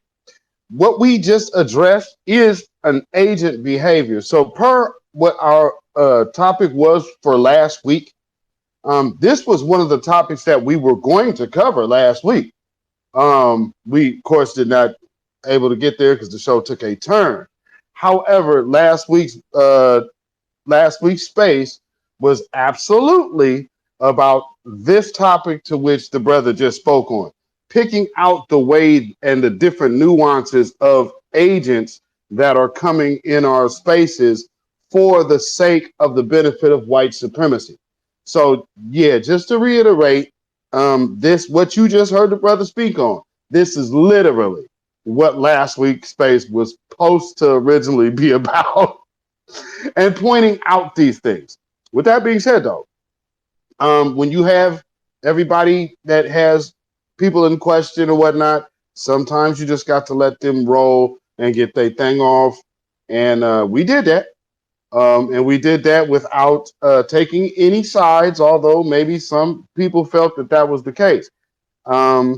We don't do that. We still don't do that. And that's why we have not further engaged in either side's issue. So, I hope people can understand that part. With that being said, let's go on to John Horse. You can unmute your mic, brother. Yeah. And a few things too that I've noticed with a lot of these other groups. A lot of it, the reason why they're doing what they're doing is out of fear and it's out of jealousy. You gotta remember, when you think about like our celebrities and our movements and everything like that, a lot of the people across seas, they look towards foundational Black Americans, our movements, to kind of help them through a lot of the things that they go through. You know what I'm saying? They don't look towards some of their own people who fled here to help them. They don't look at them the same way that they look at us. I remember Tariq saying that we kind of got like global clout in a certain sense, you know what I'm saying? Which is why you got somebody like a Dennis Rodman who can, say, hey, I'm gonna go over to Russia and, get Brittany Griner back. Like you get, we have that type of thing where it's like, people across seas kind of see us as like, okay, we'll rock with you. You know what I'm saying? We'll try to do something with you. And the white supremacists don't like that. And a lot of other people don't like that neither. The fear that a lot of these other people have is similar to like, bullies in high school. Like, the bullies in high school, they bully everybody, but they specifically pick on this one person. And the thing is, white supremacy is like a bully. A lot of these other groups have the fear of, like, what are we going to do when the white supremacists get off Black people's back? Because they're going to come for these other groups. They're going to, that's just in the culture of white supremacy. It has to dominate somebody. Even if we all leave today and we get wiped out today, they're going to dominate somebody, whether it be the Asians, Latinos, East Indians. Somebody's going to be on that list. And so they understand, like, once we get them off our back, they're going to have no other choice but to try to circle their wagons to start to come at white supremacy, in my opinion. Facts. You want to go ahead, brother? Yeah, I got to jump in on that. That's a good point, family. What people got to understand is that once foundational Black Americans start G-checking folks and we start snatching paperwork, everything changes. And I'm going to say it like this. We are the people who feed all these fleers. All right. All these people who come to the country, they have to eat off of our plate. Once our plate is not there no more for them to eat off of, they ain't got nothing. And they know this. They know this. This is why they want us to continue to do what we do so they can jump in on it. They want us to put in all the work so they can jump in on it. They wouldn't even be here if it wasn't for the work that our ancestors put in. So these tethers and all these other groups, I mean, think about the term tether. That means you have to have something to tether onto. And that is what foundational Black Americans create. So once we're done creating, or we're done telling them they cannot have it anymore, what are they going to do? What are they going to do? So their whole existence on this side of the border is all dependent on whether we allow them to or not. If we allow tethers to come on in and we share hip hop with it and we share all these other things of ours, and they're going to have a good night. Because they're going to walk right in the house. They're going to walk by everybody. They ain't going to wave. They ain't going to say hello. They're going to go to the refrigerator, pull out the biggest plate, take that shit and go home. All right. But if we tell them they cannot come inside, now what they going to do?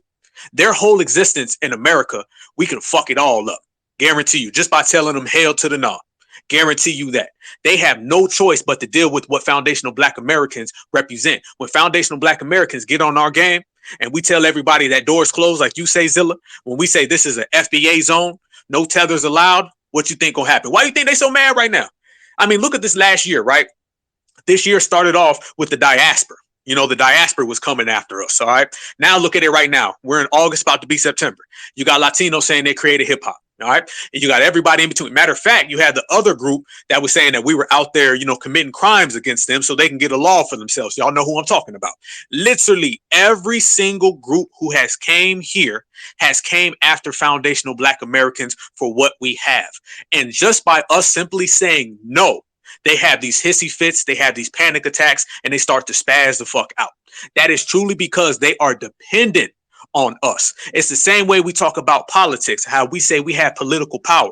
We could take, you know, our vote and we could cripple all these goddamn parties if we wanted to.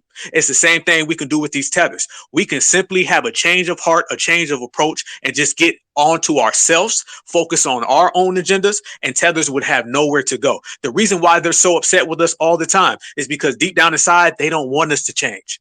They want us to keep on letting them inside. They want us to come on, fix their plate for them. They want us to make them a good meal. They want us to fight for civil rights. They want us to fight for hate crime laws so they can swoop right in and grab it. The same time we say no, the same time we say y'all can't have it, then their whole destiny in the United States of America will flip upside down. And they know this. Trust me. If I know it, they know it. And this is why they're so hell-bent on getting foundational Black Americans to be nice to them. All right. And they're having panic attacks. Y'all know every single time a tether comes in one of these spaces, what's the first thing they do? The first thing they do is they come in talking nice. As like you said, Brother Zilla, we were making actually a space on how to point out this type of agent behavior. And we were going to break down different forms of agents in terms of political agents, tether agents, social agents, self-serving agents, agents of, chaos, provocateurs, all that. We're going to break it down to the T. And, it kind of took a turn a little bit. So people got upset, but they're going to be all right. Anyway, so as we were breaking it down and we were speaking about everything and how it plays out, you see these folks always come into our space and they start saying, well, yeah, I agree with y'all. I agree. That's good. That's true. And then all of a sudden they make a pivot. A guy came in our space. I think the last one, first thing he started doing, he started talking about, yeah, shout out to all the FBAs in the room and we all Black and da. And then he started trying to attack our brother Tariq Nasheed and I shut that guy down. It's the same thing that happens when they call into Tariq's show. They say, hey, Tariq, how's it going? Nice to see you. And then what do? They pivot. See, it's all a play so they can get us to play their little tether game. All right. They want us to play tic-tac, tether toe. That's what they want us to do. When we don't go for that type of game, they get shook. They get hurt. So everybody has to understand that everything is in our hands. It's all ours. These ain't somebody who's coming in. We're not playing, the victim mode. We're not playing the submissive person. Hell no. FBA, we got the power. We got the power right now. How they trying to take hip hop? I'm here to tell everybody they ain't getting hip hop. OK, that's all ours. We got ownership over that. Nobody's taking anything of ours. We are good. We better than good. OK, this is what foundational Black Americans have to understand. Though we are always under some type of attack and assault and everybody wants what we have. It's all good. We're going to wake up. We still going to be fresh. We still going to be fly. We still going to be intelligent. We still going to be the most exceptional people on the planet Earth. And ain't nothing going to change with us. As a matter of fact, we're going to get better each and every day because all these other groups, they're coming over here to eat off our plate. We're not going over there to eat off theirs. So that already shows you who has the power and who doesn't. And remember this one thing: they can hate us all day long, but hate goes up. If we was down here and we was trying to eat off their plate and we was trying to sabotage them, nobody would give a damn. So it shows you we must be doing something excellent. The fact that everybody from around the world comes over here and they try to duplicate us, they try to mimic us, they try to sabotage us, they try to hijack us. That's because they cannot beat us. So foundational Black Americans, let's not change nothing. Let's just keep doing what we're doing and just do it better. Big facts. Big facts. And, you know, when we do what we do, the world takes notice. I mean, shoot, just with us just even taking our own name, the world takes notice.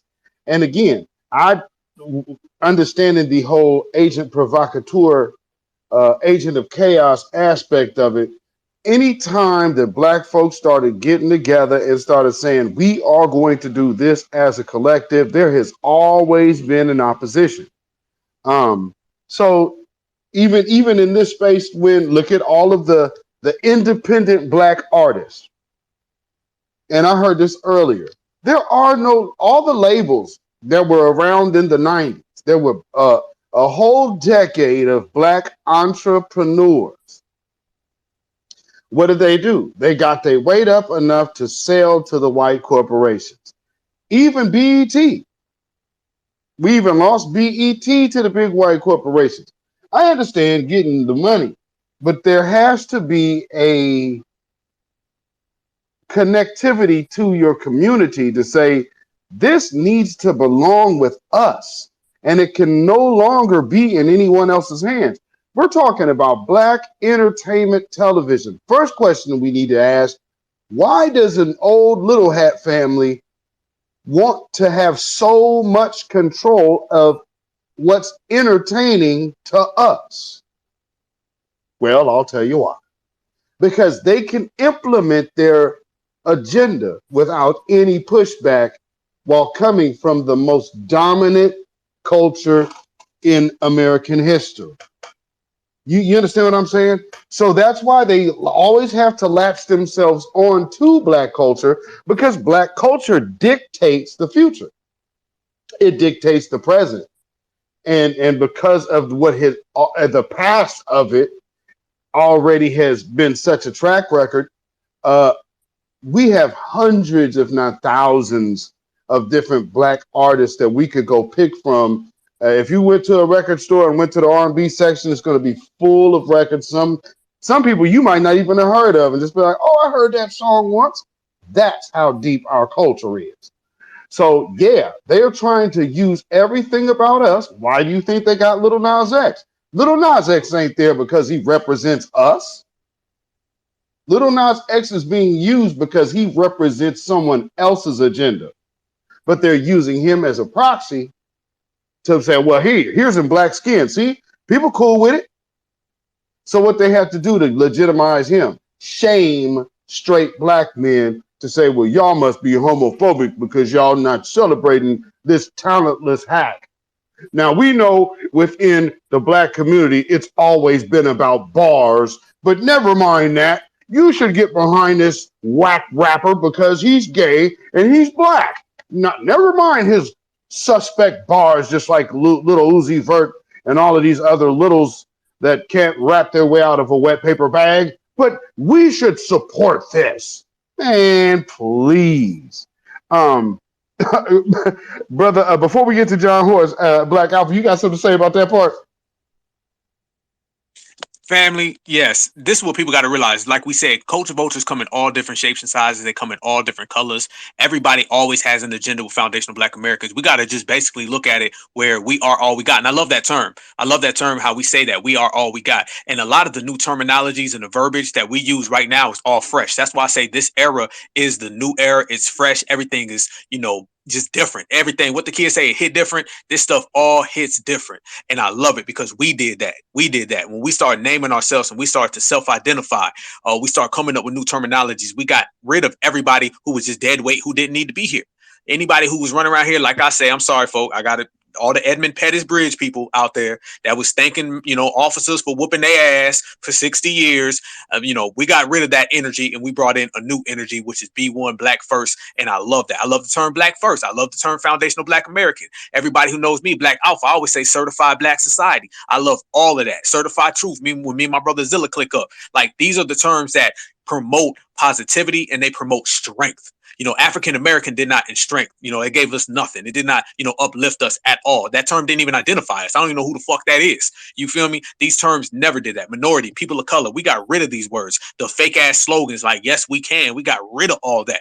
We took out everything that did not need to be here and we replaced it with something that is more true to us and something that'll really give us true power. So at the end of the day, everybody has to realize it started with us. We didn't sit down one day and all collectively say, hey, let's change our words. Let's change our terms. No, one person did it, the next person came in, and then everything eventually is going to stick. You know what I mean? I don't give a damn what it is. When we got real good positive energy and we all putting that in the pot, eventually something's going to grow from that. And we're seeing the fruits of our labor right here, right now. So if anybody's coming on that bad faith or anybody's coming with that nefarious mentality or attitude, they will immediately be seeing the door, and Foundational Black Americans are going to be the ones who control the house and we control the yard. And this is what has everybody upset. And like I always say on the Black Alpha Network, if Foundational Black Americans make people mad, then they're going to be some mad motherfuckers then, because we ain't going to stop. Back to you, fam. Brother, I just got one of the most interesting I just got hit up from one of these TV situations. Yeah, so I'll hit you back with I'll hit you the back channel with this. John Horse, go ahead, brother. Yeah, I just want to say too, we could actually start building, like building up some of our own artists too, like from the grassroots. It's not, I don't think it's actually that hard. Like, some of the most talented people that you'll find are on YouTube, bro. Like, you just go on YouTube and you can just type in, somebody doing a cover. You got to remember, like, Michael Jackson, he blew up because he did a cover of that one song. He did the Who's Loving You. You know what I'm saying? That was somebody else's song. So, like, one thing I've noticed, like, just searching online, like, if you go online, bro, you could just find so many talented, foundational Black Americans who can sing, who can rap, you know what I'm saying? And all we got to do is just get behind them. And we just say, hey, like, you know what I'm saying? Maybe you should, probably, do you write music? You know what I'm saying? Like, you might have, some people who are producers and everything like that. And, you just find them and you just pretty much, build on top of that. But we can easily find artists who are genuinely talented, because a lot of these labels, I don't really think the labels sign based on talent. They sign based on control and power. It's like they sign people that they know that they can control. It's like they have an agenda for why they're signing a lot of these people. Because when you actually really look at a lot of them, bro, a lot of them ain't really that talented. Like, a lot of these new artists that's out, they're not really that talented, bro. Like, you know what I'm saying? They got all this, like, software and stuff like that to make them sound a certain way. So from what I've noticed, I think, even when it comes to, sports and stuff like that, a lot of these people that they're signing on with these contracts and stuff like that, I believe that they're specifically signing certain people. Like, they pretty much follow these people from like a young age to know it's like, okay, like, we done groomed this person to not, do this, do that, so we're gonna sign them. We're gonna it's like they don't sign based on talent, they sign based on power and control. Can we control this person? Big facts. I completely agree. Hopefully you just got that, Alpha. I just sent that to you. It's funny that you just said that. Yeah, and oftentimes the powers that be definitely want somebody that they can control. However, though, this might be a turning point. When things happen. When people want to come and actually hear the truth. And here's the thing. New Black media and the grassroots is making such an impression that at the end of the day, you really do have to be concerned with our opinion and our narrative. And so, again, I think another reason why you're seeing all of this music coming out and all of these musicians changing their tune about the origins of the art forms to which they participate in, I think a large reason on why you're seeing that is the powers that be. Because again, through our culture, literally is the door and access to everything. So outside of us, where are you? Where's your funk music? Who's getting funky? Where? Okay, we always talk about hip hop. They're gonna say they created hip hop or whatnot. Okay, well then if that's true, where are your James Browns? Where's your the funky drummer? Because you know James Brown had two different drummers. So where is the inventor of the backbeat? I would love to hear that. I'll wait. Let's see who also played on those records. Oh, Bootsy Collins. Guess where he's from? He's from my brother home state, Ohio. Understand? So again, foundational Black Americans laying it down on the one. Now, if you go back to the music of the fields, like I said, you take your foot, put it down on the one, and then you bring your hands together on the two. 1, 2, 1, 2. There is the basic element of funk. Now, no, come on, man. Come on, man. That is not hip hop. Who's rapping to that? I mean, hey, man. No offense to the traditions of it, but that ain't hip hop. That ain't hip hop whatsoever. Ain't no like no. Where's that rapper at? Pitbull ain't even rapping like that. Come on, man. But this is what they do. Where I mean, we was right there doing it. Okay. Now let's keep it a buck.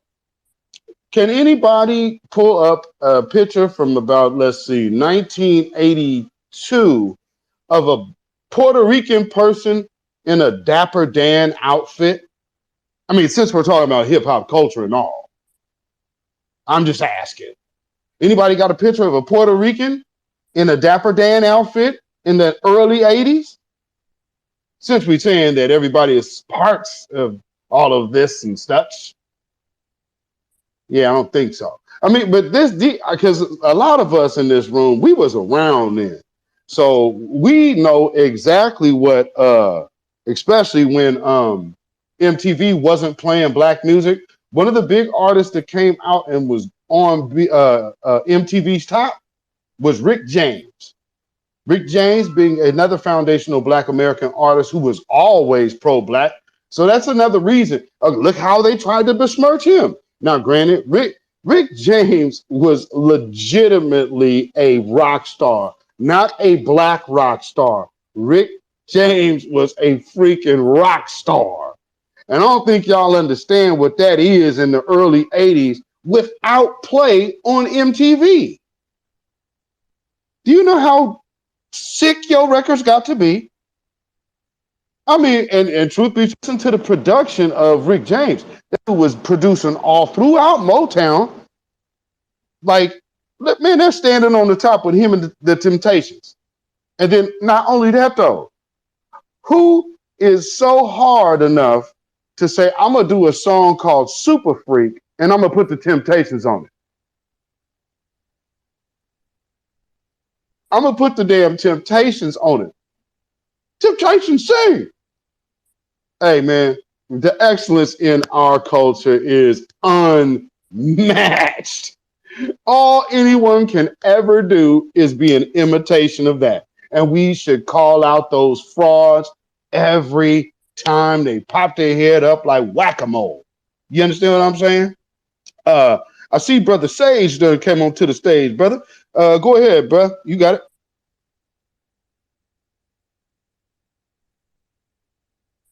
Yes, sir. Yes, sir. Am I coming through clear? Yes, sir. Got you. I'm on the move right now. First of all, I've been listening. Much love to y'all. Much love to Black Alpha Network, Queen, Beatzilla. Much love to all of y'all. First, before I start, did you guys tether proof the room? Because last time it went off the hinges, and you know, it got real crazy up in here. So make sure y'all tether-proof the room before I get started, please. Anyway, I wanted to talk about. Well, first of all, thank you, Beatzilla. Thank you, Afro. Wow. Thank you, Black Alpha. I want to thank y'all for properly naming Michael Jackson today, the king of music. I believe Michael is the king of music. There is no better than him. Michael is the epitome of what you can reach as a music artist when you strive to be the best. The template of it is Michael Jackson. So don't let these, the white news media try to, sway your mind on Michael Jackson. Michael was a genius, and the level of excellence that he reached, we've never seen since. Okay, so again, I want to touch upon that first. Secondly, my brother Beatzilla was talking about hip hop. I want to say this: when it comes to foundational Black American music, we all draw inspiration from the foundation. The foundation of hip hop is technically, like he said, funk, blues. People like James Brown. That's why James Brown is the most sampled artist to this date, because hip hop songs, a lot of them, 80% of Kanye's songs sample James Brown.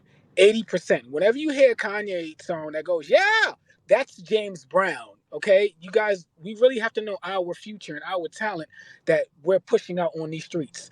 James Brown was paid until the day that he died in 2006, I believe, because of people like Kanye West, the Jay-Z's of the world. These people made sure when you sample an artist, that artist has to get paid. So when you're talking about the foundations on who created hip hop, I've never seen a hip hop song that drew foundation from Jamaica nor Puerto Rico. Okay, the bongos were not something that we draw inspiration from when it comes to hip hop. I haven't heard a beat to this date that consisted of any sampling of some type of Puerto Rican culture in hip hop, unless it was a Puerto Rican artist, maybe, which came much later. I'm talking 90s, 2000s. But again, if you're going to talk about who created hip hop, I think it's an asinine conversation to even say that we took any type of influence from anyone outside of America, because hip hop in itself is a break off of all the Black music that was already going on. Okay, from ragtime to blues to funk, R&B, all hip hop is just a fucking branch off of that tree. It all comes from the slavery that happened on this land. So again, where do we get this inspiration from? And I'm a kid from Brooklyn, New York. I was not there during the first parties of Kool Herc. I was not there, but a lot of my family members were. And the fact that they're older now and I bring this conversation to them, they would tell you, as I would tell you, there were no type of Puerto Ricans influencing that at all. The Puerto Ricans today that live in the Bronx are just as racist as they was in 1970 and 1960. Okay, New York is not what y'all think it is. It's not like we all live together and try y'all love. I keep saying this.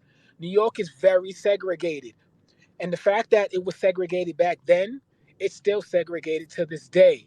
So again, no, hip hop did not take any type of inspiration from any outside forces other than foundational Black Americans. Dr. Ava Muhammad, warrior sister. I can't say enough about this sister. Shout out for her courage throughout the years, just speaking up, speaking truth to power, and hopefully, we're raising the next Dr. Ava Muhammad. I see a lot of the traits in people like Linus Crown, people that's just down for the soil and down for their people. I want to send love to all the sisters out there. Use that sister the same way we use Frances Cress Welsing as a form of inspiration, and follow in those footsteps and speak truth to power. And with that, I digress. Big facts, brother. Alpha, you got it real quick. I got to take it. I got you, brother. That's a good fact right there, man. I like how you just phrased that, brother Sage. I'm starting to see like a lot of the energy of our master teachers and a lot of the people coming up right now. I always tell people, be cautious and be careful who's around you, because you could be standing right next to the next pillar of the community in the future. So why, people throw a lot of dirt at each other and people have these disagreements and all that stuff is cool. That's fine and, dandy, but we are strong together. And we have a lot of people that are really coming up right now, and they have bright futures in this activism. And I consider it all activism. I don't care if you're a master teacher. I don't care if you do, media, whatever your source, your outlet, or your platform is, as long as you're speaking truth to power and you have that real, what I call certified energy and you represent the master teachers and the pillars and everything to the essence, then you genuinely are someone who is on the come up, on the rise, and you got the right mentality. So we got to continue to keep on pushing that. And I love this. I love celebrating our family. I love everybody in the space right now. It's all good. This is real certified foundational Black American excellence in one place. And the more we do these things, the more, we get bigger, we get stronger. And this is what they're afraid of. Remember this, we are the nightmare. Trust me, we are the nightmare that the dominant society always dreamed about. When they was waking up in cold sweats 10 years ago, 20 years ago, 30 years ago, it was because of what we're doing right now. Trust me when I tell you, us identifying ourselves, us going after reparations, after tangibles, after resources, and really taking, this game by storm and really grabbing hold of what's ours and taking ownership over our culture. This is what they did not want to see. This is why they gave, all of our pillars so much trouble. This is why they gave Dr. Ava Muhammad so much issues. Francis Wilson. This is why they gave Dr. Hendrik Clark. This is why they gave all of them so much issues, is because they knew that the teachings that they were presenting was going to come to us and we were going to be strengthened by it. It's called ancestral presence. And they knew that the teachings would only strengthen our ancestral presence and we would come for everything that is owed to us and we would take it. So they got two choices. They're going to give it up or they're going to get it took. But foundational Black Americans right now, right here, we are living our dream, but our dream is their nightmare. So let's keep it going. Oh, go ahead, brother Mister. Got your hand up, family. I see you. Thank you, bro. Once again, shout out to everybody in the room. Much love. This is the last thing I will say about Michael. It's fantastic to celebrate his 64th birthday, August 29th, 2022. I also wanted to circle back, like, the influence that Michael had. His influence was global on a scale that we barely can even imagine. You go to all kinds of remote places, and they even know who Michael Jackson is. And, like, I'm not sure if people are familiar with the pop group BTS from Korea. They do a lot of Michael Jackson's dance moves. It's you can easily recognize it, basically. And not too long ago, when it comes to politics, Karine Jean-Pierre, she's the press secretary of the Biden administration. She had a press conference together with BTS, and they were going to discuss, like, the situation when it comes to the Asian American hate crimes and other type of stuff. But as soon as Karine Jean-Pierre was asked about reparations, brother Tariq talked about it. She was bucking her eyes and she was very condescending. And I'm like, where is the anti-Black hate crime bill for Black people? It doesn't make any sense. They got a hate crime bill for them. Michael did so much for the world, so much for when it comes to charities and all kinds of stuff. So that bothers me a lot. And I got nothing against the Asian community. Everybody deserves protection. But they're hella quiet when it comes to saying, hey, we got a hate crime bill specifically for us. Let's make sure that Black people also get, protection from the race soldiers that attack Black people on a daily basis. It doesn't make any sense. Black people have been attacked in the United States for more than 400 years. It continues to this day. It really popped off, under Obama, with the murders of Trayvon Martin, Michael Brown, Tamir Rice, and especially in 2020 with the murder of George Floyd. So they're super quiet and it bothers me so much. So shout out to everybody in the room. Michael is the king of music. His legacy and his influence can never be surpassed. The white society, the dominant society, is mad pissed off. They want to come up with all kinds of knockoffs and copies. Justin Timberlake, Justin Bieber, Harry Styles. Nobody knows even who Harry Styles is. Ask a random person, do you know any hits of Harry Styles? 9 out of 10 times they're gonna say, who the fuck is that nigga? I don't know that. I don't know that dude. So once again, shout out to everybody in the room. Thank you for letting me speak. And one love, shout out to everybody. Peace. Thank you, brother. Thank you, man. Thank you so much. Harry Styles, I have never heard of dude, man. That is all, that's all musical cap. You know what I'm saying? Because again, we have, don't get me wrong, there are strong non-foundational Black American singers in their respective lanes, like Pavarotti, but then again, you're talking about an Italian that may have Moorish blood. So I guess that's still us. So yeah, forget that one. You might have some of the Asian ones that like the Asian dude that's singing Journey. You got the Asian dude that's singing Journey. Oh, that's right. Damn, that's not Black music again. Well, I mean, man, I guess we struck out twice, right? Well, I guess there is really nobody that fits that bill. Can you think of anyone, brother? Nope. I tried. I We gave him tried a shot, man. We gave him a shot. trying to Yeah, be fair. because even when folks even talk about Bruno Mars copies. Oh, He's still copying. everybody. Yeah, he's still copying FBA. You know what I'm saying? He's still like the swing sound and stuff from the '80s and all of that. You know what I'm saying? And he got what that Anderson Pop dude. You know what I'm saying? So yeah, like he like even still like our influence is Mm. still there. You okay? You. I'm glad you brought that up. Okay.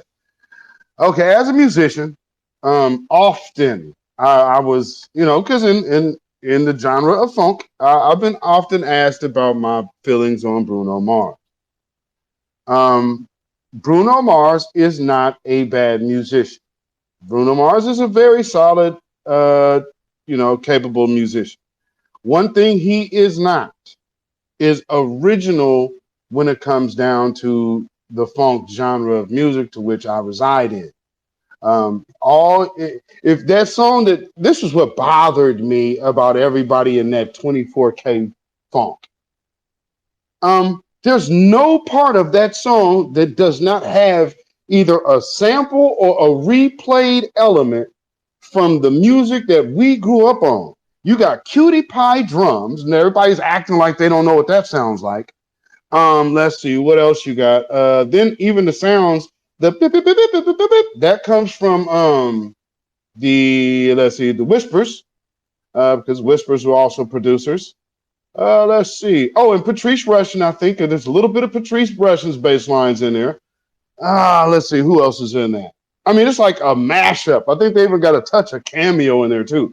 I mean, nah, I can't give any credence to that. It was a great remake or a great recreation of funk music. I'll give it that. But as a musician that comes up watching like some of the underrated funksters like the Daz Band and some of these other groups, man, I'm sorry. I just can't give no. These dudes have like original funk records. I can't give no credit to somebody who had to rely on pilfering through funk's greatest hits just to make a damn record. I'm sorry. You as a musician, I'm sorry. I just cannot give you that stamp of approval. Not me. Because where's the purity in that? Where is the purity in that? The first thing I'm gonna do when I sit down on the kick is like 1, 2, 3. Let me play somebody else's shit. Oh, nah, fam. Nah, man. That's like as a musician, one of the biggest pet peeves as a musician. I absolutely hate covers. I hate covers. Man, people, okay, man, you doing a cover band thing? No, I'm cool. Like if you want to do a collab and learn my shit, that's cool. But like as far as going and doing, I'm gonna go sing everybody else's music, man, please. That's the stuff that people do when they starting out. You come get me, let's make some new music and put that shit out. You know what I'm saying? Um, but with that being said, Sage, I know you're kind of a music head. So, and I ain't putting your age out there, but I know you got some experience in the world of the funk music crossing over into hip hop. Could you go into what you remember of that era, especially like that Houdini area, like that funky beat shit? You know what I mean? Yes, sir. Yes, sir. So again, with hip hop today, and I do absolutely make hip hop music. A lot of the inspiration comes from the funk era. When we talking about sampling, see, we're still trying to, relive the majesty of that whole funk era. So the sampling today is only to give homage again to what the foundation of hip hop was. So again, with the funk era, it's very hard to recreate that. And I remember one great quote that Brother James Brown said. Hold on 1 second, you guys. Hold on 1 sec. Sorry about that. I remember one great quote that James Brown said about funk. It's either in you or you don't have it. Oh, shit.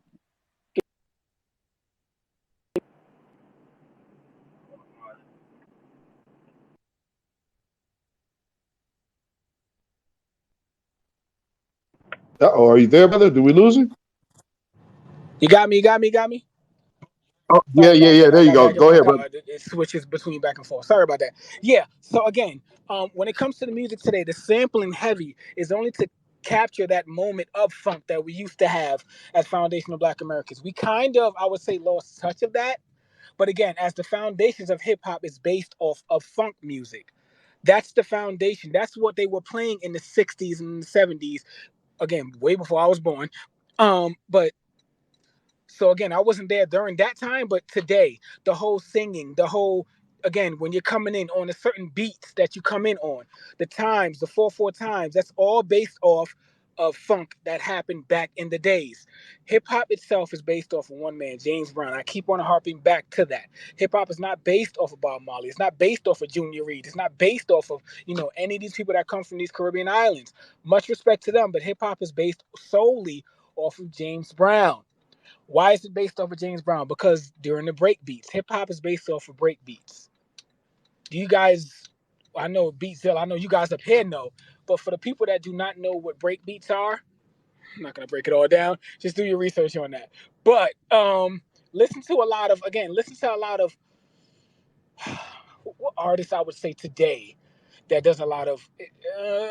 It's very hard to find a producer today that produces that traditional hip hop sound. It's very hard to Hey, find. hey, yo, real quick. I'm glad actually you mentioned that. Not to cut you off, I'm gonna let you finish. Real quick, the one song that I'm kind of slapping is the Remy rap joint, DJ Premier, with Remy Ma and Rhapsody. Now that sample that beat right there, that is exactly what you're talking about, bro. Just the art of sampling itself. I see my brother One is in here. Maybe One, because he does a lot of the production for all the songs that I do.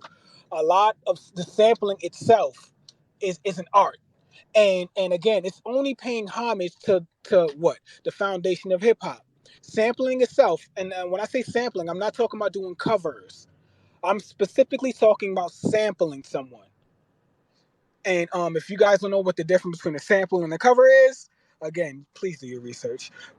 But when you sample someone, you can sample beats. And here's my thing with that too. 808s is used frequently in hip hop today. Correct me if I'm saying anything incorrect. 808s. Where did 808s originate from? Beatzilla. When I first started hearing 808s, man, I actually, truth be told, I started hearing 808s very, very early in hip hop. Some they were kind of messages like right around the, I guess, 81-ish issue, or it was somewhere around 80, 81-ish. So like that's when I first started hearing it. But really where I really, really, really started hearing the booming shit was out of Miami. But before that, it was in hip hop. Like when they broke out the 808, that's like the first time when cats could really play drums that weren't drummers. So all the dudes that never had access to drum sets, hey man, the 808 changed life as we know music, man. Yeah, because I believe 808s is used in about 80 or maybe even 90% of the music that comes on today. I know Kanye gets a lot of credit with bringing it to the mainstream. He had a whole album with straight 808 beats. And now, if you guys notice, a lot of the Afro beats, a lot of these beats that come, Afro beats or reggaeton songs, they have 808s in them now. Again, they were not the first ones to do that, but I can they're going to say that they created that 808 sound also. So again, um, this is nothing new. This is nothing that we can't combat, But again, when it comes to the creation of hip hop and of anything that has to do with foundational Black Americans culturally, we didn't borrow that from anywhere. Most of it we made just because honestly, I mean, again, this is way before my time, but I believe music in itself was made just to pass the time when we was out in the fields and we wanted to get the days over. People started to sing just to pass the time. But I see my brother One is up here. One, can you speak to the history of 808s and where do you see it going in the future? What's up, y'all? Peace of the family. Love the space. The 808, if I'm not mistaken, was like the first came about. I think Roland created it in the early 1980s, and like one of the first hip hop records, I think it was Africa Bambaataa, if I'm not mistaken, that had the 808, and also Marvin Gaye had an 808 in it too, in Sexual Healing. So it was early in the 80s, and of course we created it and basically brought it to the forefront with dance and hip hop music and R&B. So that's what I know about the 808. As far as what I think it's gonna go, I mean it's worldwide now. Everybody's using the shit. But of course we was the first one to bring it to the forefront, as always, like everything else we do. Real quick, and you know what? I'm glad I had to do some memory digging. Okay. So let me go back. 19, I guess maybe around 81.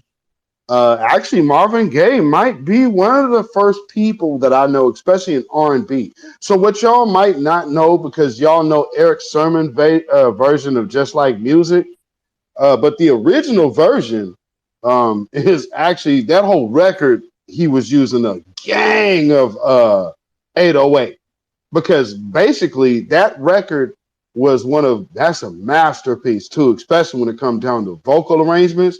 Like he did that whole record by himself and just added the orchestra parts on certain songs after. Everything else was him in the studio layering about 24 vocal parts. So yeah, that is that's one of the first times I remember that. And then also his track for the finals where he sang where he did the national anthem. That is also use of the 808. And then I think the most prominent when it comes down to like R&B and soul music. Anybody ever heard of the SOS band? Anybody ever heard of Jimmy Jam and Terry Lewis? I'm talking legends, and I'm talking about what they took the 808 to a whole different ball game. Them SOS records are life changing.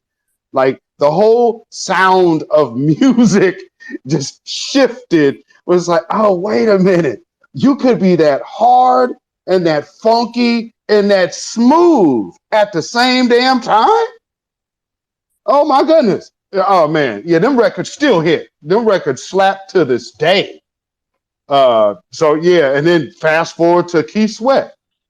We were just talking about Something Just Ain't Right. Again, 808, when Michael Cooper came out. I mean, so the 808 has a strong relationship with foundational Black American music. I mean, I'm talking about intertwined, like married relationship with Black music. You understand me? Matter of fact, I'm trying to think of who doesn't. Oh, wait, I Need Love, LL Cool J. That's 808. That's the 808 right there. So yeah, we going way back. Check out My Melody. Actually has part of an 808 and I think an SP12. So yeah, going back to Eric B and Rakim. That's, man, you just made me go back. So yeah, the 808 has a marriage-like relationship with Black music, and everybody else had to kind of get on the formula. Shout out to our UK funksters, Loose Ends, and like Five Star. But trust me, Five Star was using the current sound of 808 mixed with the sound of the Jackson 5, bringing it right back to the king of music. So once again, 808. Can Go I ahead, jump bro. on Go that ahead. too? Because you said something about Jimmy Jam and Terry Lewis, and I think that they don't get enough credit for their production. They've done a lot of stuff that we still listen to and still bump to this day. Jimmy Jam and Terry Lewis, man, they're really overlooked when it comes to their contributions to music, especially Black music. Um, bringing it full circle with Michael Jackson, they did a lot of work with Michael Jackson too. I believe they did a lot of work on that History album with Michael Jackson. Such songs as like Earth Song and Strange in Moscow. That's all them. Okay, like they don't get enough. They did maybe all of Janet Jackson's career, to be honest with you, or at least most of it. So I don't think that they get enough credit when we're talking about like the best producers to ever produce, like black producers in that sense, I think that they were very talented. Two brothers, that tandem was very kind of untouchable. From things like Can You Stand the Rain by New Edition. Again, they contributed a lot to the music, and I guess sometimes like we forget, to be honest, especially like my generation, the younger generation, we forget, because unless we see like a verses or something, and then we be like, oh, you did this, and then it brings back, and then you have a certain admiration for these people and the years and the work that they put in, But again, bringing it full circle again back to hip hop, when you rap today, and I see my brother Wayne's in the house, when you rap today, you want to have somewhat of like a jazzy kind of feel, even when doing like a melody over the beat. And my brother One will know speak to this too. You want a melody over the beat, it's you want to be smooth, like my brother Beat Zilla said. You want to be smooth, but at the same time, you want something that'll hit. So and again, that's what the influence that we got from the James Browns of the world, from the Rick James of the world, and we put that in our music. We try to fuse that in hip hop. So when you hear something like a Drake today, that's a jazzy kind of feel when he breaks down and he starts, harmonizing certain things. Or Kanye, he'll start harmonizing, or Andre 3000. All of these people have took influences from the Marvin Gaye, from the jazzy feel from back in the day, the soul music. That's where they get the inspiration from, you know. And with that, I digress. Facts. It's so intertwined it ain't funny. And again, I'm glad you brought up the Jimmy Jam and Terry Lewis thing, because truth be told, y'all remember Janet Jackson's Black Cat song, the rock and roll song that was real popular? Hell yeah. You know who wrote that? Jelly Bean Johnson, the drummer of the time. He wrote that. So just letting you know, like, hey man, the time, the finest, the baddest band money can buy. Jimmy Jam and Terry Lewis hail from that band. Jesse Johnson hails from that band. Jelly Bean Johnson hails from that band. And then, of course, Prince was over there playing on all of their records with them and not putting his name on them. So, I mean, the musical influences that, like, and again, you're talking about James Brown fans. So look at the scope. You got on one side Michael Jackson, James Brown fan. You got the whole Minneapolis crew, James Brown fans. Look at where our music is today. That ain't no outside influence. That's all us. That is all. Where is the Alexander O'Neal and Sorrell of Cameroon? I mean, where's that Saturday Love coming out of Nigeria? I mean, can we keep it a buck? I mean, where are those songs? Where's 777-9311 coming out of the Caribbean? 777 Bomber Club. I mean, come on, man. It's just not there. We do this funk thing in our sleep. You know what I'm saying? Like, okay, prime example. Y'all was rapping, a lot of y'all was rapping in high school. Y'all had somebody beating on tables and desks. We don't need no instruments to be funky, man.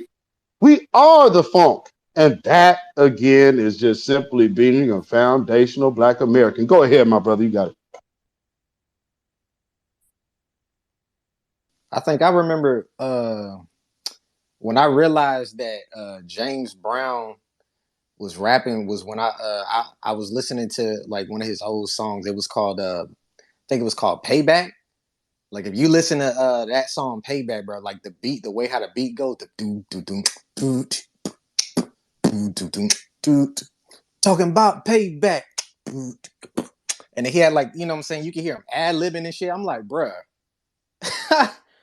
niggas was innovating, bruh. Like it's just crazy. Big facts. Big facts. Are you back, Alpha? The fact that you brought that up too. Did you hear that beat that Brother John was just making? That's the same beat that we make when we're in the lunchroom and we're just kicking a cipher. That's the exact same beat that we make. So again, everything is intertwined when it comes to our music that started here in America. Everything is intertwined. So how can you feel that one facet of our music, which is hip hop, was created out on some outdoor or across seas. That wouldn't even make sense, because if you say hip hop was created in Jamaica or by Puerto Ricans or whatever the case it is, you're not getting a Congo today. It's not happening, Black Alpha. But as far as no, go back on mute. You're not getting it. As far as again, you're saying that jazz was created elsewhere, the blues, funk was created elsewhere, and again, I wouldn't put that past them, because I'll give them a couple more years. They'll start saying that jazz was created, by Africans and whatever the case. They're gonna start that too. But again, all of our music is intertwined. So why try to take one facet of our music and say it's created elsewhere? That doesn't even make sense, people. Let's be honest here, family. Let's be honest, man. How can you take one branch off the tree and then try to replant it? It won't grow. Okay, and if you want to do that, if you want to go that route, okay, let's go that route. What's the biggest Jamaican song of all time, sales wise? What's the biggest song? I have no clue. It Wasn't Me by Shaggy. Oh no! Yes, That's not even produced by Foundational Black Americans. So if you want to do that, wait, Shaggy Foundational, right or no? No. Shaggy's Jamaican. No, he's Jamaican. Oh, okay. But the song, the producer of the song is a Foundational Black American. Oh.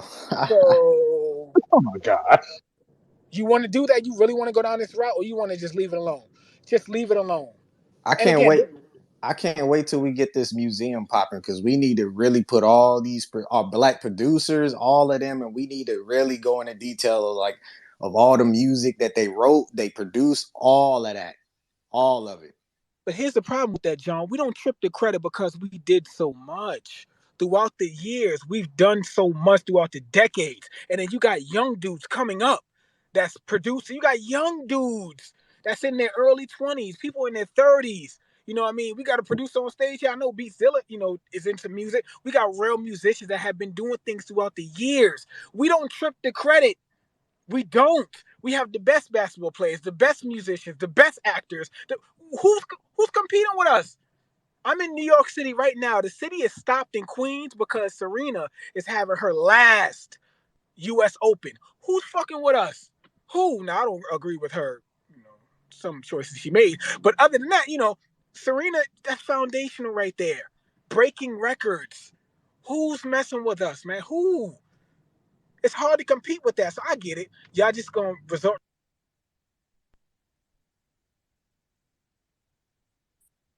Looks like we lost him. But I'll finish what you were saying. They resort to lying. They just have to. That's the only thing you can do when you can't compete. Lie. You know what I'm saying? Are you there, Alpha?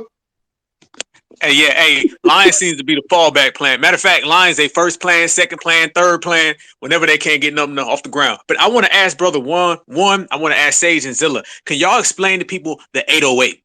Because everybody hears about the 808, and us music heads, we understand the 808, we understand the differences. But to a lot of people, that's just a different style of drum, and they don't really understand the differences and why a lot of folks, because young kids, today, particularly in hip hop, they are infatuated with the 808. They're, matter of fact, they're probably more familiar with the 808 than anything else. So drill music, that's like the core of, if you hear a drill song, it's gonna have an 808 in it. So if I want to see if you brothers can break it down, the 808 and why it varies and why it's different from just your regular drum patterns, and and some of the kicks that you hear from the 808.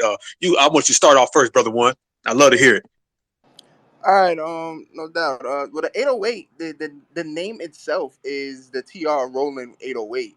So that's what it was, a drum machine that they created with different sounds of the bass drum. That was the form of it. We only hear 98% of the music we hear. We hear the dark, deep bass 808. But it's a variation. It's a bunch of different drum sounds. Basically, it was just a drum machine, and they called it the TR Roland 808. Facts. I could elaborate though on the depth of why it resonates, and one of those things is that for a bass player, especially if a bass player tunes down if a 5-string bass player can tune down to B flat, literally what you have is a married situation between the bass and then the bass drum. So if you've noticed, a lot of the bass drums notes, or some of those things are notes, because it's literally a note. So the bass drum sound in an 808 is the low B flat. So you'll always be in tune. So if you're playing, say, in I guess what you're playing in maybe an inverted scale, you can always utilize the different notes of the bass line, and it'll literally be your kick. So when you're able to use that, oh man, the funk is endlessness, because now you just bring the mood and just play key bass on top of that. You can hit your licks and accents in between there. Done deal. Funk record complete. And you know that. So yeah, go ahead, Sage. I know you're about to go ahead, Sage, but that's my part on it. Go ahead, bro. No, I second everything you said. You guys said one broke it down, I think, lovely, and so did Beatzilla. And also, I wanted to say this: the 808 is majority of what we're hearing now in the music. The what you move to nowadays is the 808 drum. So, if you guys are playing, like, for example, like you said, drill music is heavily covered by 808 drums. That's basically what makes the damn beats nowadays is 808 drums. So um the 808 in itself, again, the first time I was like really introduced to it, because again, I'm not as old as, not to play my brother and sister, I'm somewhat younger than you guys. The way when I first heard the 808 drum and really started to understand it was from Kanye, and the way he would use it in such a way, and I guess he made his album known. Okay, this is an album full of 808s, because before that I didn't know what the hell an 808 was. And then now it's used in every single song. So that just shows you what the influence in Kanye, shameless plug, Foundation of Black American Brother, that just shows you the influence that we have across the world. Again, they're using that now in reggaeton. They didn't use that before, according to my knowledge. Again, stop me if I'm saying anything incorrect. I don't remember hearing, or I don't listen to that music like that, but regardless of that, I don't remember them even bringing that up, the point where, okay, yeah, we got our 808s over here. But what I would check is this, brother Pete Taylor, you just brought up an interesting, because I want to show the correlation between hip hop, jazz, funk, all these other, music forms. And you come off me, because I'm gonna ask you a series of questions. I just want, yes or no's from you, brother. Yes, Is indeed. there a bass line in hip hop? Are there bass lines in hip hop? Yes. Is there a bass Because line in jazz? absolutely, Is there 808s in hip hop? absolutely. Is there 808s in jazz? Technically speaking, no. However, the jazz bass drum, which depending on what you're playing, can range from an 18 or a 24, and the sound that 24 gives you is like a boom, boom. So it's a real deep sound, and what they were trying to recreate with the 808 is the 24-inch bass drum, which would be found on stage in a traditional jazz setting, like the old school big band traditional jazz. That's the bass drum they were using. Understood. Is there a snare drum in hip hop? Absolutely. Got to have the snare. Is there a snare drum? Yes. Facts. Absolutely. So again, everything is interweaved when it comes to our music. So to say that this was created elsewhere, or to say that this was created in, again, a faraway island, it's just a lie. At this point, we can't just believe everything that these people tell us, because they know the truth. They just want to see how far the lie can be pushed. My grandmother from South Carolina, she used to always say, you tell the truth, all how the saying go, tell the truth enough, tell a lie enough, it becomes the truth. I'm sorry, my grandmother's gone, y'all. But yeah, she used to always install, like, old Southern ways in my mind and in my heart. Again, stop, feeding into these lies. Please stop doing that, family. Again, you guys know there's no such thing as a hip hop avenue in Jamaica. If you ever been to Jamaica, there's no such thing. Okay. Now, if you come up to New York, I live in New York. One lives in New York. There's a hip hop avenue up here, because they know it was created up here. It was not influenced by anything. The Jamaican guy that played the beat, that had the party, Kool Herc, was influenced by what was going on. The same damn way Marcus Garvey was influenced when his ass came up here. Okay? None of that Pan African stuff started in Jamaica. It started up here because we were the ones that were not afraid to fight against white supremacy. Always remember that. Everything usually starts from the soil, and the soil is American soil. And with that, I digress. Big facts. And shout out to your grandmother because she was right. That is definitely a saying. You tell a lie long enough, it becomes the truth. There it is. There it is. Yeah. Yes, sir. As soon as you said it, I was like, oh, I know exactly what you're trying to say. Yes, sir. Hey, man, having them old country grandmothers and great grandmothers is one of the biggest pluses that you ever can actually reflect on in these days and times, because these folks out here, they ain't no elders. Not like that. I mean, this brother can actually literally remember a statement from his grandmother that's already gone. And that's that important stuff. That this is also intertwined, like our grandmother's music, our great grandma's music. You know, they was playing Mahalia Jackson records. Then on top of that, we also probably a lot of us was drugged to church as children. So, and the byproduct was like, well, depending on where you was, church wasn't so bad because y'all go in there and the majority of the people who was singing and playing in y'all church probably ended up playing on tour with somebody. So y'all was getting the best of the best for absolutely free. And hey, you know, think about it. Whitney Houston came up in church. How many people heard her for free? You know what I'm saying? The homie Corey Henry. You know, that brother is a super badass musician. Cat could play his ass off. But where was he at? Now, what's so cold about Corey Henry, and this is, I hope that this practice stops from these old heads just utilizing and overusing these young children musicians for free. Because, you know, Corey Henry was playing at like 6 or 7. So he was like a child phenom. Make sure you pay these children. Stop having these folks come over here giving you all of this ticket worthy talent, and then y'all sit up here and try to lowball them. Well, you know, you're playing for the Lord now. I mean, come on, the Lord would want you to use your gift. Come on, baby. Come on. Come and play for this musical. Now, I know there's 17 choirs up here on stage, but come on, baby. Just do what the Lord made you to do. You see, you know it's not right if you don't use your gift now. I mean, now, here's another thing. Didn't the Lord bless me with a gift to be able to sustain myself? So shouldn't you just cut me a little check? I'm just saying. But just from my own experience. But Brother Alpha, I want to ask you this.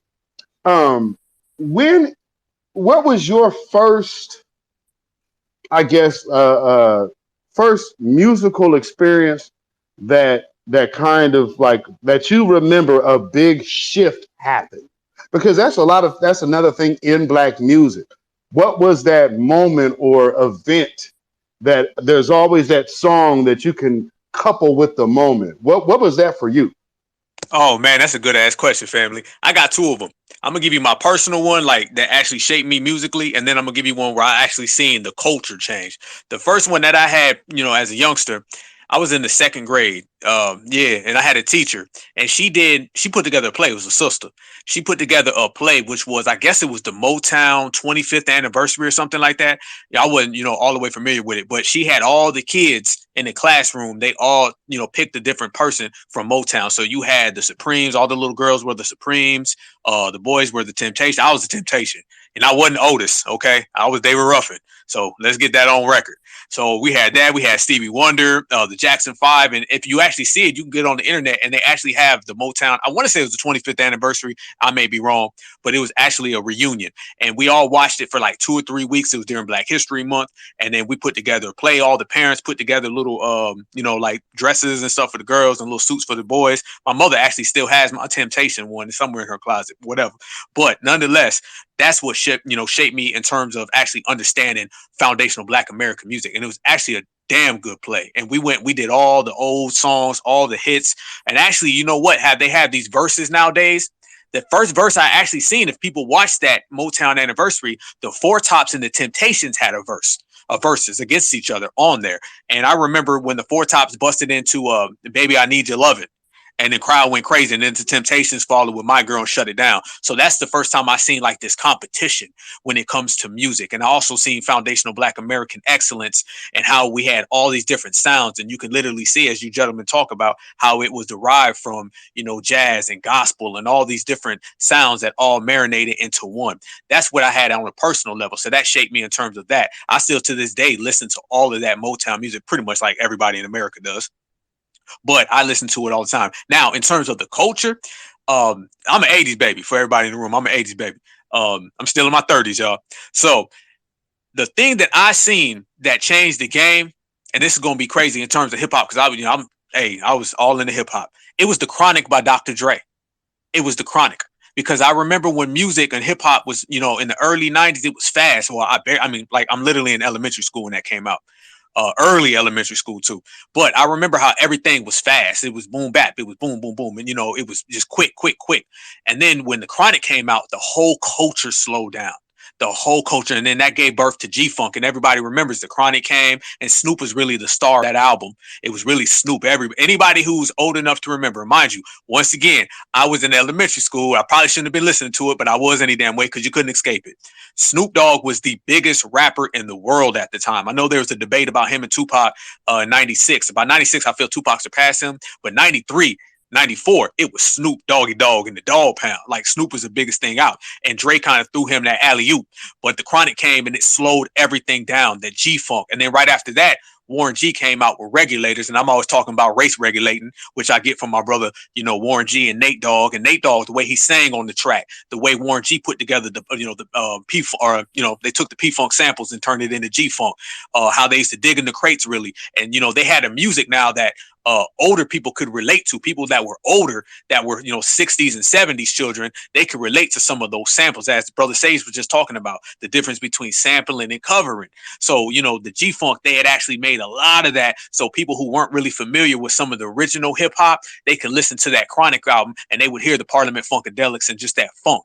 And, you know, G-Funk, I mean, they said it in the damn title. So I seen the whole culture slow down. The way people were moving slow down. Everybody walked a little more slow. They had a little step to them. And that West Coast, because everybody knows it's all about that time. You know, New York is on a quicker pace. So the music was a quicker pace. The West Coast is on more of a slow, chill, laid back kind of pace. And then I seen how that transition, and everybody from all over the world, people was growing out their afros. They was wearing Dickies and flannels and wearing Converse. And, you know, the whole game changed. And I trace it all the way back to the Chronic. In a lot of ways, I feel the Chronic might have been one of the most influential records in hip hop music as a whole, because the way it had an impact on the culture, not just the music was great. And if you listen to it, it had a lot of social commentary on it. Little Ghetto Boy, the day the NIGGAs took over, that was about the Rodney King riot. So he had a lot of social commentary on it, but they had a lot of things. If you look at the video, it was the barbecues. I was in the Midwest and the South at the time, and we related to a lot of that. Those barbecues, 40 ounces, that's what my uncles and them was drinking, and it was real laid back. The lowriders, everybody was on that lowrider with the damn three-wheel motion. That was blowing people's mind. Nowadays, we live in a more interconnected world, but I'm telling everybody, back then, people didn't really necessarily know what was going on in all these different cultures and stuff. So to see it in a lot of ways, you was introduced to it through hip hop. So I would say the Chronic in terms of hip hop is when I seen the culture actually shift, and it went from just a whole different way of putting, you know, music together in terms of hip hop, and the way he composed that record and the work they put in it. And if you look at it, it still stands the test of time. And then follow that was Doggy Style. Warren G came. A lot of people don't know Warren G was selling 5, 6, 7 million records. He gets overlooked. Nate Dogg as well. So before Nate Dogg went on years later to become the hook master, he was laying down them hooks on that. So that's what I would say. So shout out to you, Beatzilla. I know you was out there on the West Coast when that was popping off heavy, but I would say the Chronic, family. I could definitely agree with that. You know, it's funny too, because I remember when that came out, and that's back when we had the box. You know, if y'all remember the box. I remember the box, brother. I remember. I shouldn't even been watching it, but I was young. But I had an older brother, and he used to watch it. Man, I was in elementary school, but I still watch that shit. You already know. I mean, because the box, you can order that video as many times as you want. So like, ain't nothing but a G thing. Like, was I almost wondered if that wasn't one of them label things that Suge was like, we just gonna have a team to just go ahead and flood the box line. Because I did hear of people doing that. Um, Uncle Luke. But you know, I was aware of people were kind of doing flooding the zone. But with that being said, we had a overload of Ain't Nothing But a G Thing nonstop. Now, for me, I can go back to NWA's first record, and that's before they released the actual label on a label. So we had the like, you know, because I'm right up the way, so we had the bootleg version of NWA and the Posse. It's like they got like 18 dudes on the album cover, right? So we never could figure out who was who. Um, and then we was hearing like Dope Man, Dope Man. I was in sixth grade when I heard Dope Man. Um, so this is like mid 80s. So a lot of people still hadn't got hip to who NWA was. They kind of broke around like 88. But yeah, like, so for what y'all heard with like Dope Man or whatnot, and they came out and Ice Cube was like 16. When he actually wrote was it Gangsta Gangsta? Yeah, he was like 14 years old.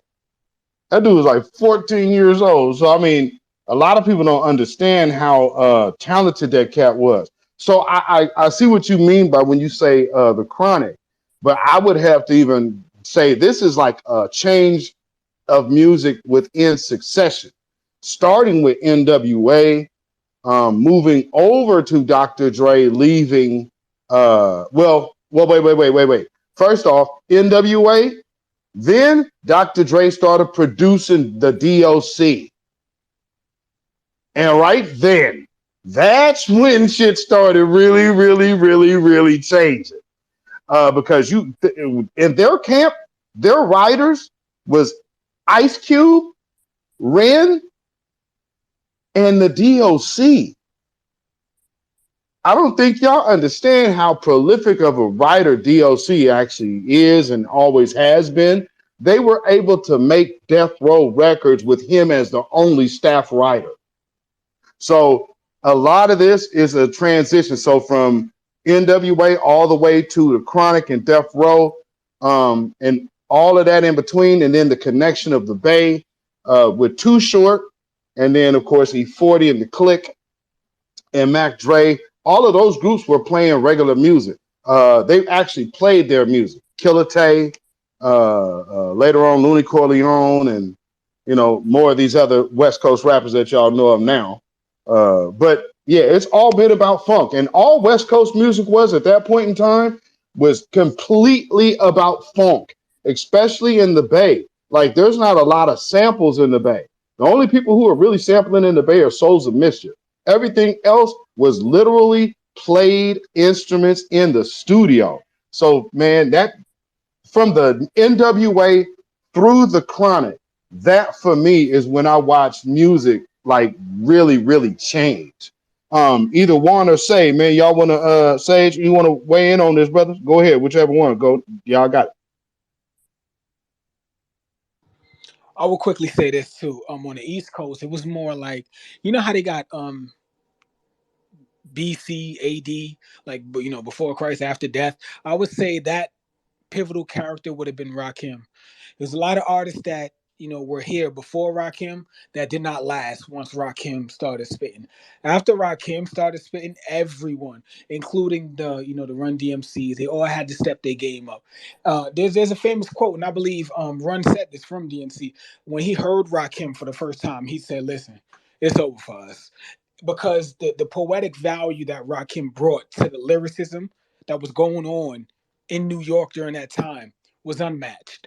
So again, I believe Rakim was the pivotal, you know, artist of that time. My favorite artist, you know, is Nas. So I believe that, well, obviously Rakim is his teacher. But again, there's a lot of people that did not survive Rakim. They did not, you know, they had to get up out the paint because this guy was so talented, so lyrical that they couldn't stand next to him. You couldn't be in the rap game when he was there because again, if he decided to, you know, go score stir if it was over. And that was, I believe, what was that, like in the late 80s? I believe that was, right before the 90s hit where the West Coast took over. You got anything for that one? Yeah, one real quick. I want to because I guess being the old head in the room, I actually have an old tape recording of "Check Out My Melody" from like 1984. And I'm telling you, when I heard dude spitting, I'm like, oh my God, who is this? Because the beat was super simple, but I mean, like, this brother's rhymes was captivating, man. I mean, Rakim just sucked you in with his wordplay. Like that, though that Check Out My Melody, when I first heard that, I'm like, damn. So when they finally broke in about 87 or 88 with the Paid in Full record, which they put the remix version of the song on the album. But nonetheless, I was really glad that they finally got their due, because I was waiting for that shit to come out for like 4 years.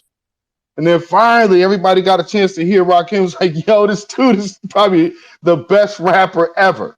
So yeah, man, that's my Rakim story. Go ahead, brother Juan.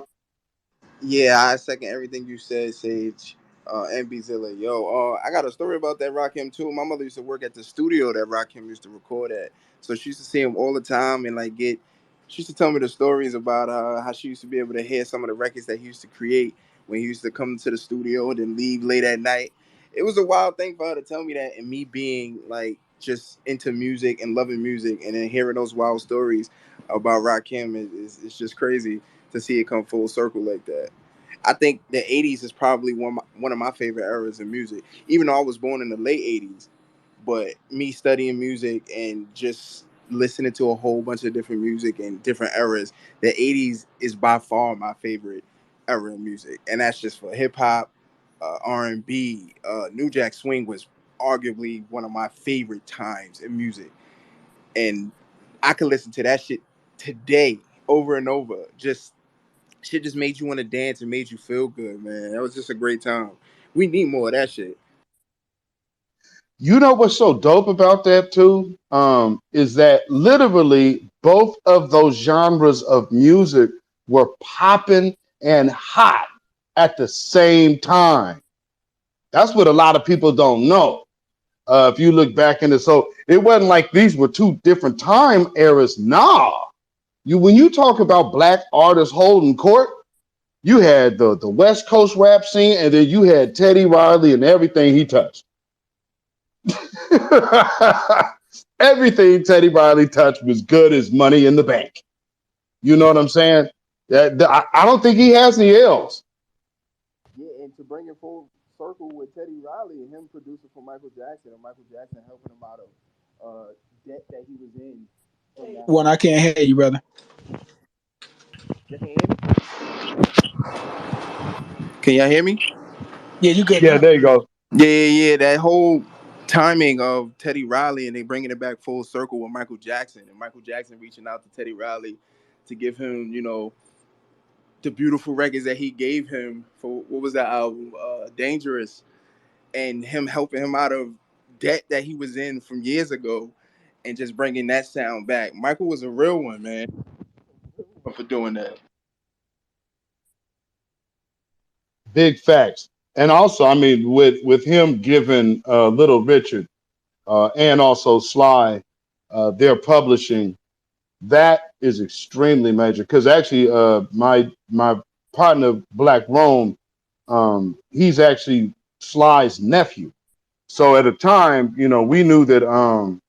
What's funny is Waldo Faldo is also part of the same family from Family Matters. They're all kin. So he was really, really down bad at the time to when Michael was able to reach out to him. At that time, that brother was living on the streets. Because Sly and the Family Stone, in spite of all the hits that they had, his deal was so janky that he was literally broke. Now, of course, that narcotic absolutely helped him deplete the funds that he did have, but he did not get what he was ever due. And Michael Jackson was also responsible for getting him back on his feet by getting him his paperwork in his hand. So shout out to Michael Jackson. You had something to say, Brother Sage? Go ahead. Yes, I wanted to touch upon that because nobody brings that up about Michael, his generosity. Just forget We Are the World. Michael helped out a lot of artists from, like you said, Sly Stone, Little Richard. He started giving artists back their masters. And if you guys don't know what exactly the masters are for a song, every album has its own masters. And if these artists do not own their masters 30, 40 years after the release of that music, they're not getting paid. Most of these artists are getting paid off of their tours of their music. So again, for Michael to have a partnership with Sony and to be able to give his masters, give these artists back their masters, that was a blessing in disguise. Any artist, any person that does music, I know Beatzilla, what I'm saying. To own your masters is everything because your family, your children, your generations after you can live off of that. So that was the blessing that Michael did. I'm pretty sure that family, will still thank Michael even to this day. And again, family, do not allow the white media to tell you this and that about who Michael Jackson is or was. Michael Jackson was something from God that we just haven't fathomed yet. Again, this man's talent level, this man's success was unreachable by no one to this day has reached it. No one. And we should admire that brother. Don't look at him as some damn wacko. Always remember this. Until Michael did that deal with Sony, before that deal, he was never wacko. After that deal, he became Wacko Jacko. So again, show love to the brother Mike. Give him his flowers. Everything that he deserves. Give him it. Because from 5-6 years old, that man he's been working and working until he died. So again, he deserves our love and our admiration. He tried to call out the racist that Tommy Mottola is. He tried to do, certain things. He tried. I don't. Again, he's not Tariq Nasheed. He's not Jason Black. No. But again, don't expect everyone to be them. You can only be in your lane and be who you are. I'm not going to be Tariq Nasheed. I'm not going to be Jason Black. I'm not going to be Malcolm X. I'm not going to be Fred Hampton. But at the same time, as long as I speak up for my people, that should be enough. And again, Michael, I believe he tried to speak up as much as he could for his people. And with that, I digress. That's true. For him to be so huge and this insane icon and everybody looking up to him, he still was a rider and still was on code. We don't find shit like that no more. That is it. It's just too much. Him and Prince, they understood what they were and was proud of it and took care of their own when they was able to. Gotta pay homage to that. And Prince is another one that does not get enough credit for being on code. And I know brother Flex will tell you that. Brother Flex tell you all the time, Prince was on code. Look, just because these people are quiet and they're not as outspoken as some people does not mean that they're not on code, y'all. As long as you're not tap dancing in front of master, to me, and you speak up when, you do things quietly in the background, you're on code. Okay? There's a lot of things. Everyone is not going to do the same things. Okay, but if you're working quietly in the background, I'll give you an example. Aretha Franklin. There's a reason why when Aretha Franklin passed on, she had Minister Farrakhan.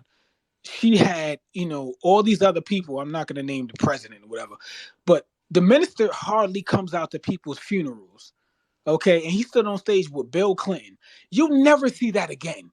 You'll never see that. There's a reason why he came and shown respect to that young lady. Because she was a rider for her people. You understand now? It wasn't blown up on, CNN, and it doesn't have to be. We got to get out of the habit of, if CNN says it, then it's true. Get off of that, okay? Aretha did a lot of shit in the background that does not get brought to the light. And Prince out in LA, Prince was doing a lot. He was doing a lot to, that does not get seen, especially during the 92 riots. And I believe Tupac spoke on that. Prince bailed a lot of those people out of jail. He didn't even know half of them, but he used his money to help his people.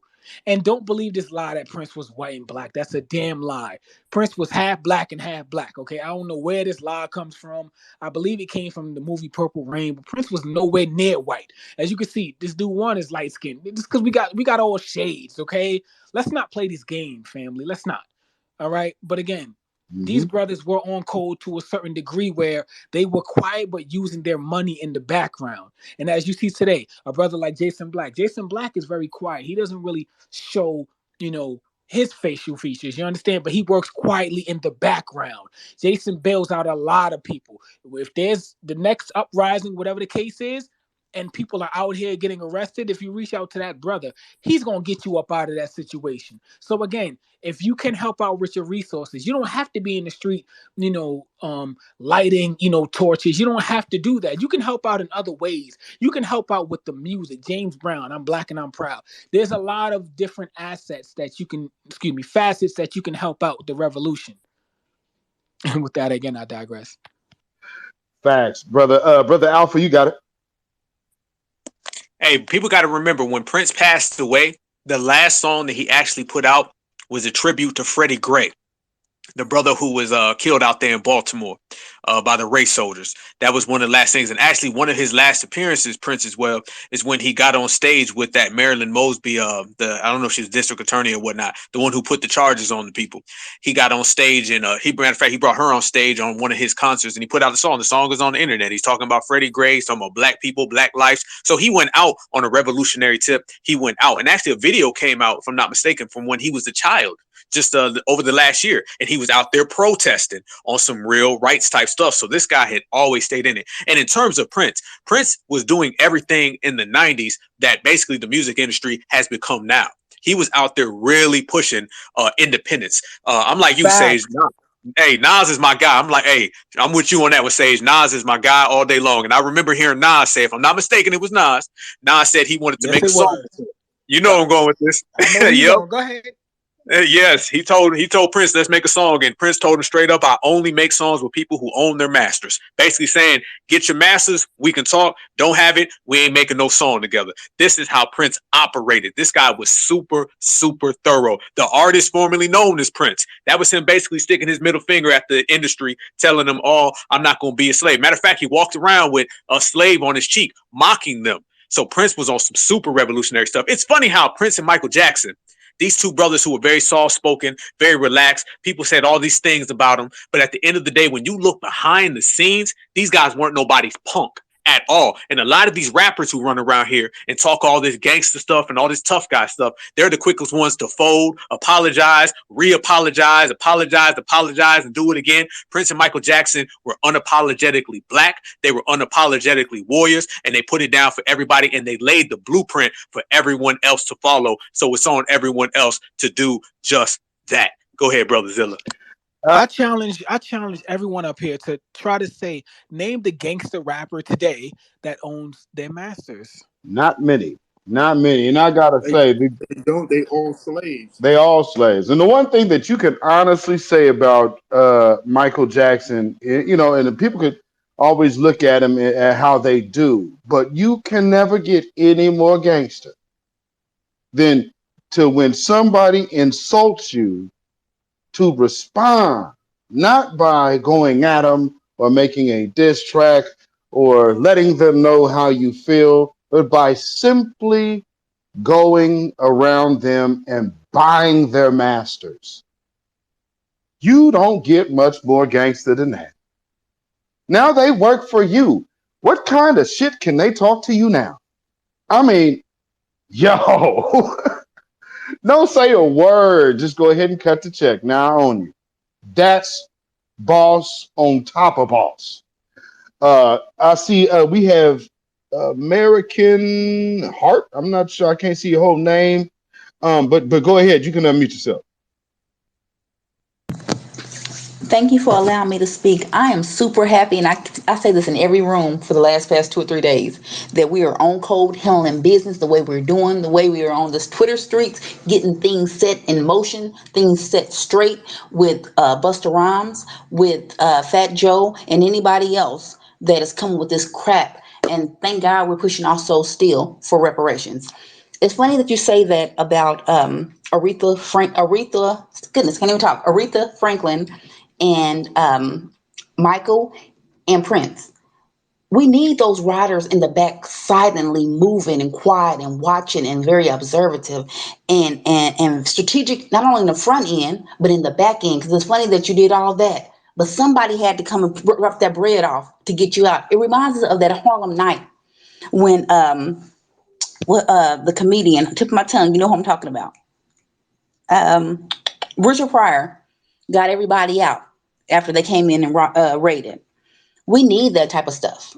I'm so super happy that my folks, foundational Black Americans, the ones that have lineage here that built this country, is standing on their square. We're not playing when it comes to this museum. I am so happy that I even seen Mike Braggs. I seen what's the young lady, Dr. King's daughter, speaking out. Even though it's a little bit, it's more than what she was doing. And I think she really sees what's going on. But also too, we got to understand these people, including her, I believe, allegedly, these people palms are getting greased, and they know that they can get this stuff snatched from them. But I just hope they continue on, because economics is the way. Because think about it: if they wouldn't economically postured the way they are, they wouldn't have been able to do that stuff. We would have been probably still in jail. So that plays a big part, and that's why they're trying to take us and eat us up economically. That's why MLK was talking about that economic stuff. Like, hold up, how the hell did we go from this right here to being in the negative? We know that we won't be able to fend for our family. They know, and then not only that, they put us all in one spot. And they know that we're going to end up killing each other, because that's what's going to end up happening. People are going to flip out, start drinking, start doing drugs, like the ghetto right now. You know, well, not right now, but 5, 10 years ago, 20 years ago, they threw us all in there, or a lot of us in there, and people start to flip out and harm each other. We didn't have anything, and they're trying to drain us. But I just thank God that we're standing up the way we are. We're talking about reparations. We're saying, hold on, we are old. We have a debt that is old. So quit coming to us telling us about something free. What is free is what you guys have been doing, and we have the receipts to prove it. And I said it in the last space too, and I'm gonna say it now: smiling faces don't always tell the truth, like the song say, and we have proof. We're seeing this in our faces, from the young lady at Essence talking that shit, from the young lady Cynthia Riva talking about, or laughing, her and her friend Lovey. She said, you didn't work for it. No, you're not getting anything. Ha ha ha. These people are sick. I just got through checking a young lady on this last space with Racer Bowl, Angie. She sit there and said that we are a hate group. These people are trying to get us fucked up and messed up. And they don't mind leaving our bodies stinking. They'll walk right over it. And walk right over our body and shake the person's hand to be able to get a certification in whatever. They want to be the new face. And I'm glad and I thank God that we're standing up the way we are, and we're checking these funky ass, excuse me for cussing, folks for doing what they're doing, because they don't mind leaving us for dead. And that's what they were trying to do, including fat ass Joe. And he understands that he wasn't even nothing really big for real. Qualitas kept 2 things, and I'm jumping off. That Versus, he had his hands in that. He's getting his palm grease off of this stuff. And it's like he's building up to, come to find out, I think Mikhail said something and Tariq said it as well. They're talking about doing the b-boying and the break dancing, putting that in the Olympics, and also too, next year is supposed to be the 50th anniversary. They're trying to take this shit right from under us. We're not playing that. Not this thing. God, the blue checks are, anytime the blue checks is waking up, then hopefully ancestors start popping them in the back of their head. Thank you. Facts. Thank you, sister. And I absolutely concur with that sentiment. You know, because we have all of these people coming out to woodwork, especially like Fat Joe, and you already know all of these people that have came out popping up in spaces, doing all these weird, making all these little weird clips. You got to know that they are doing it for an agenda. They're getting a check. Somebody's breaking them off. And you know, we have to always be mindful of that, because why now are you trying to change the narrative so drastically into something that we've never heard of before? I mean, okay, and out of Fat Joe, what makes it so crazy is, Fat Joe, you're literally the label that put out the first platinum Puerto Rican rapper.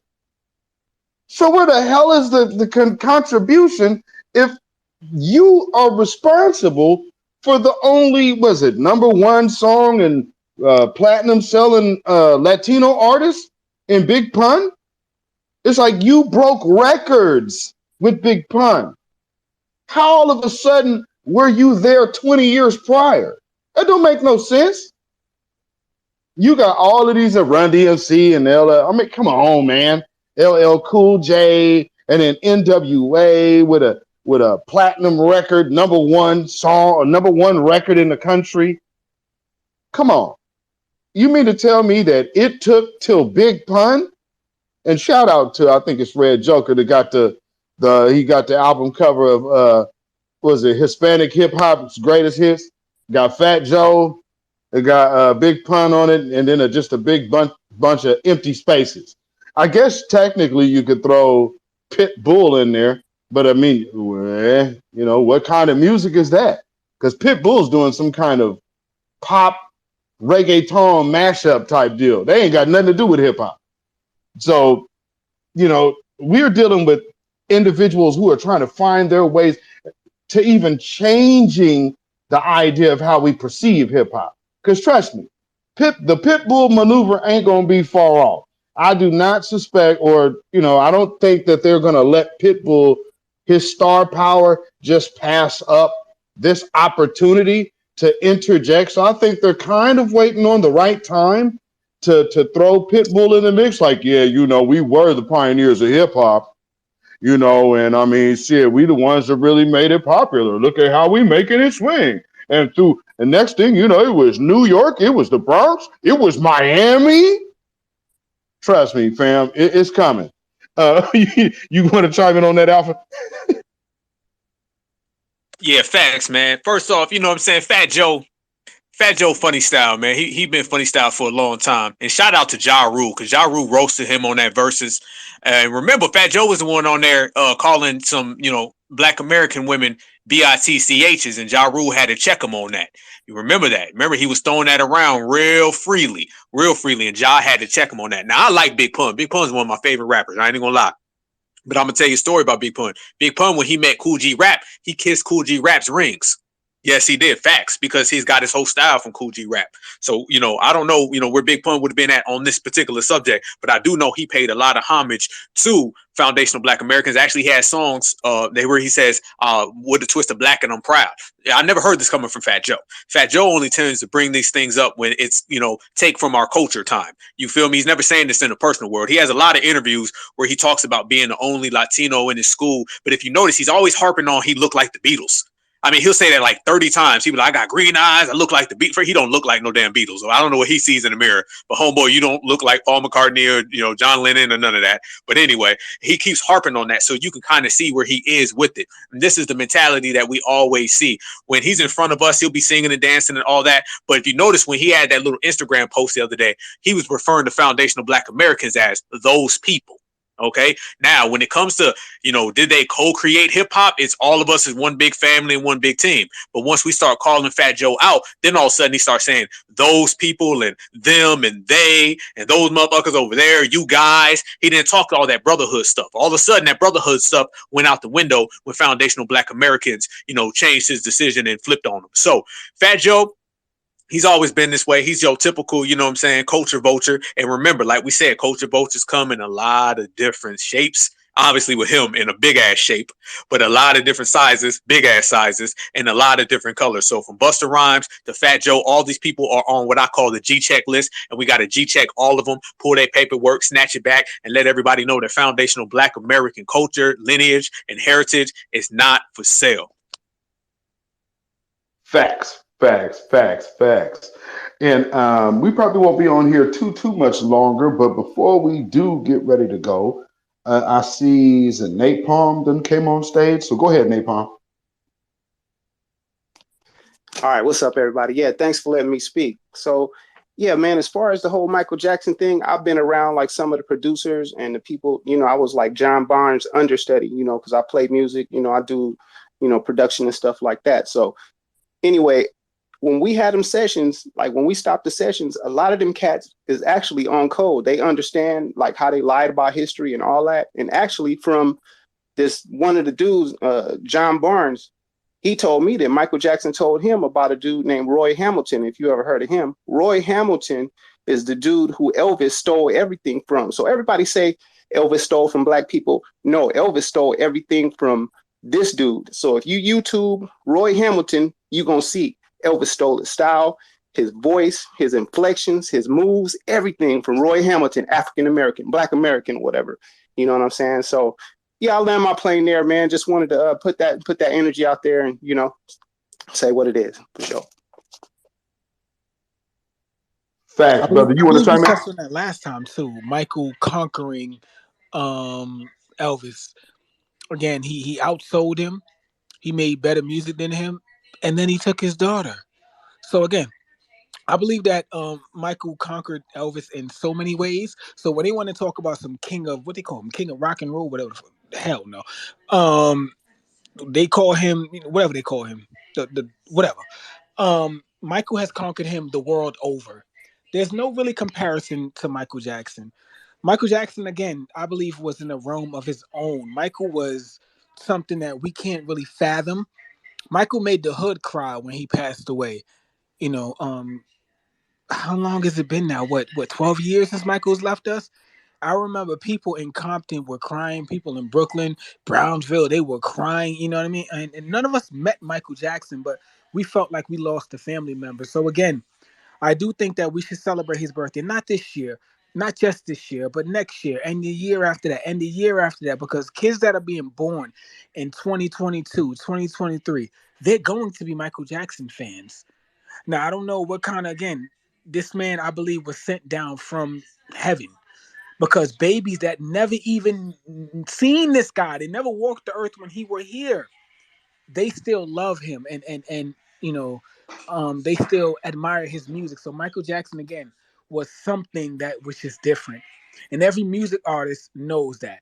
It's okay to say when someone is the best. It's okay. It's okay. It doesn't make you any worse, but you have to give homage to what you think is the zenith of what you can reach.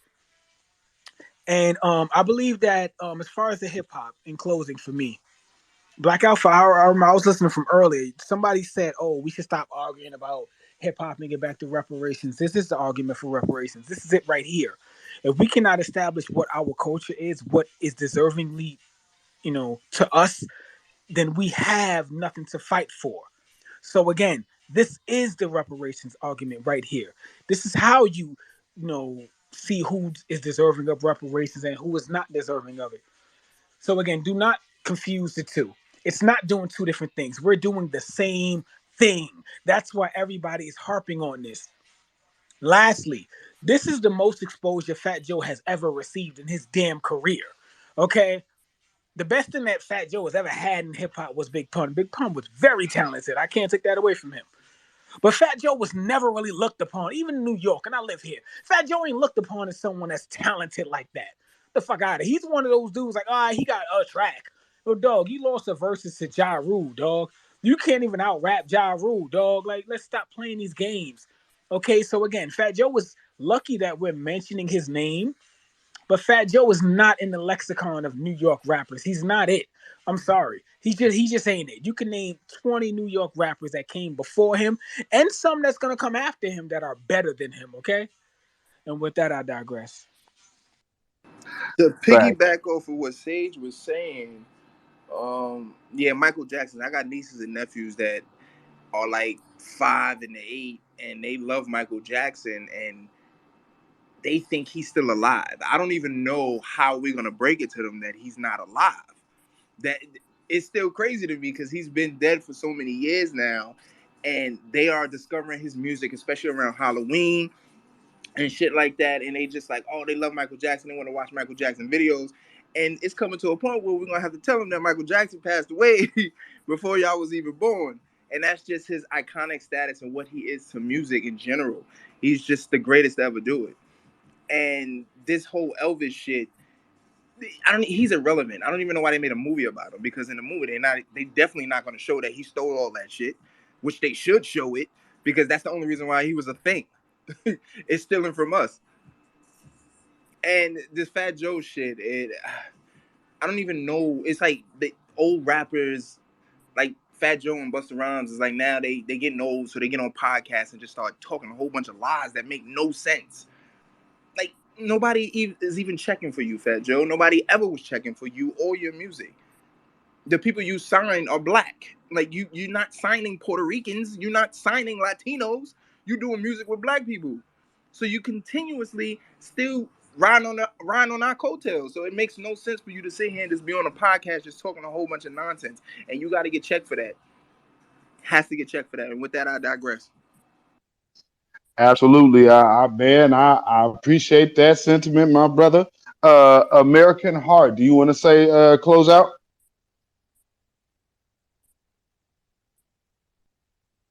Are you there, American Heart? Yes, I'm here. Yeah, I just say that I'm proud of us. Keep up the good work. We're here, and I say this a lot, and I know you guys probably say, okay, you said it again, but I'm going to say it again. We are at the mountaintop that Martin Luther King said that he would not make it to with us. We're just waiting for the sun to rise. Thank you. That's what's up. Oh man, hey, Alpha, do you see the host switch? On my device, it says I'm a co-host and you're the host. Can you see that? No, hey, but that happened last time, man. Queen Alpha had sent me a screenshot and it flipped us, fam. I guess they know we certified truth, man. So let me close out and I'll turn it over to my brother Alpha, man, and we're going to get up out of here. So once again, family, this is the Certified Truth Space with myself and my brother Black Alpha Network, and of course his lovely Queen Alpha. And so for me and my lovely bride, who is hanging back in the wings, we would just again thank y'all for hanging out with us, and those y'all who checked the replay, thank y'all for listening. Also for all of the speakers up here who have hung out with us, it's always like a family reunion when we get together and start chopping it up. We always like to have these good, positive building spaces. Hope that we can send y'all having a good energy for the rest of y'all day, maybe even the week. And just doing our little part in here in our little space of empowerment. So for me, I just like again to say thank y'all. Shout out to everybody here. Let's make sure that we uphold the excellence of our legends, of our culture, of our history, and protect our future. And I'm gonna tell you like how I on my broadcast. Oh yes, by the way, please go to YouTube and follow me on YouTube, Beatzilla PDX Official. That's on YouTube at Beatzilla PDX Official. Also, go follow my Black Alpha Network on YouTube. That is Black Alpha Network. So make sure you get like what you see on the screen is what you don't see when you see his page. You'll have the right joint. You'll see my face, same likewise. So please go follow us on YouTube, to where we also have that hot fire giving you that B1 certified content. So y'all stay black, stay alive, and like we say on my broadcast, Babylon is falling. Babylon is falling. Let it fall and let us rise. Black first, black first, black first. Peace out, y'all.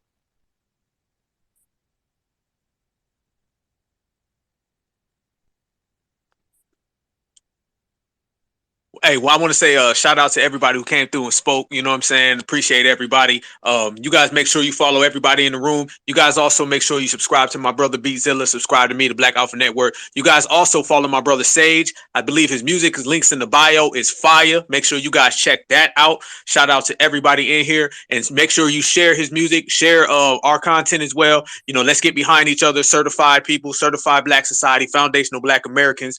But make sure you definitely check us out tomorrow at 8 o'clock on YouTube, Black Alpha Network. Everybody knows I drop at 8 o'clock. I'm doing an actual episode about what we're talking about right here, and it's called We Are the Culture, and we're going to break down Fat Joe. We're going to run him off the block. We're going to roll his ass off the block. Busta Rhymes, we're going to roll his ass back to the Caribbean, and we're going to keep it real. We're going to represent brother Michael Jackson as well, and all the certified legends. So you guys make sure you subscribe to the Black Alpha Network. You guys make sure you subscribe to my brother Beatzilla, and you guys make sure you follow my brother Sage, and make sure you share that B1 Foundational Black American music. I want everybody to stay good, stay safe. We will catch you on the other side. One love, stay real, certified, out.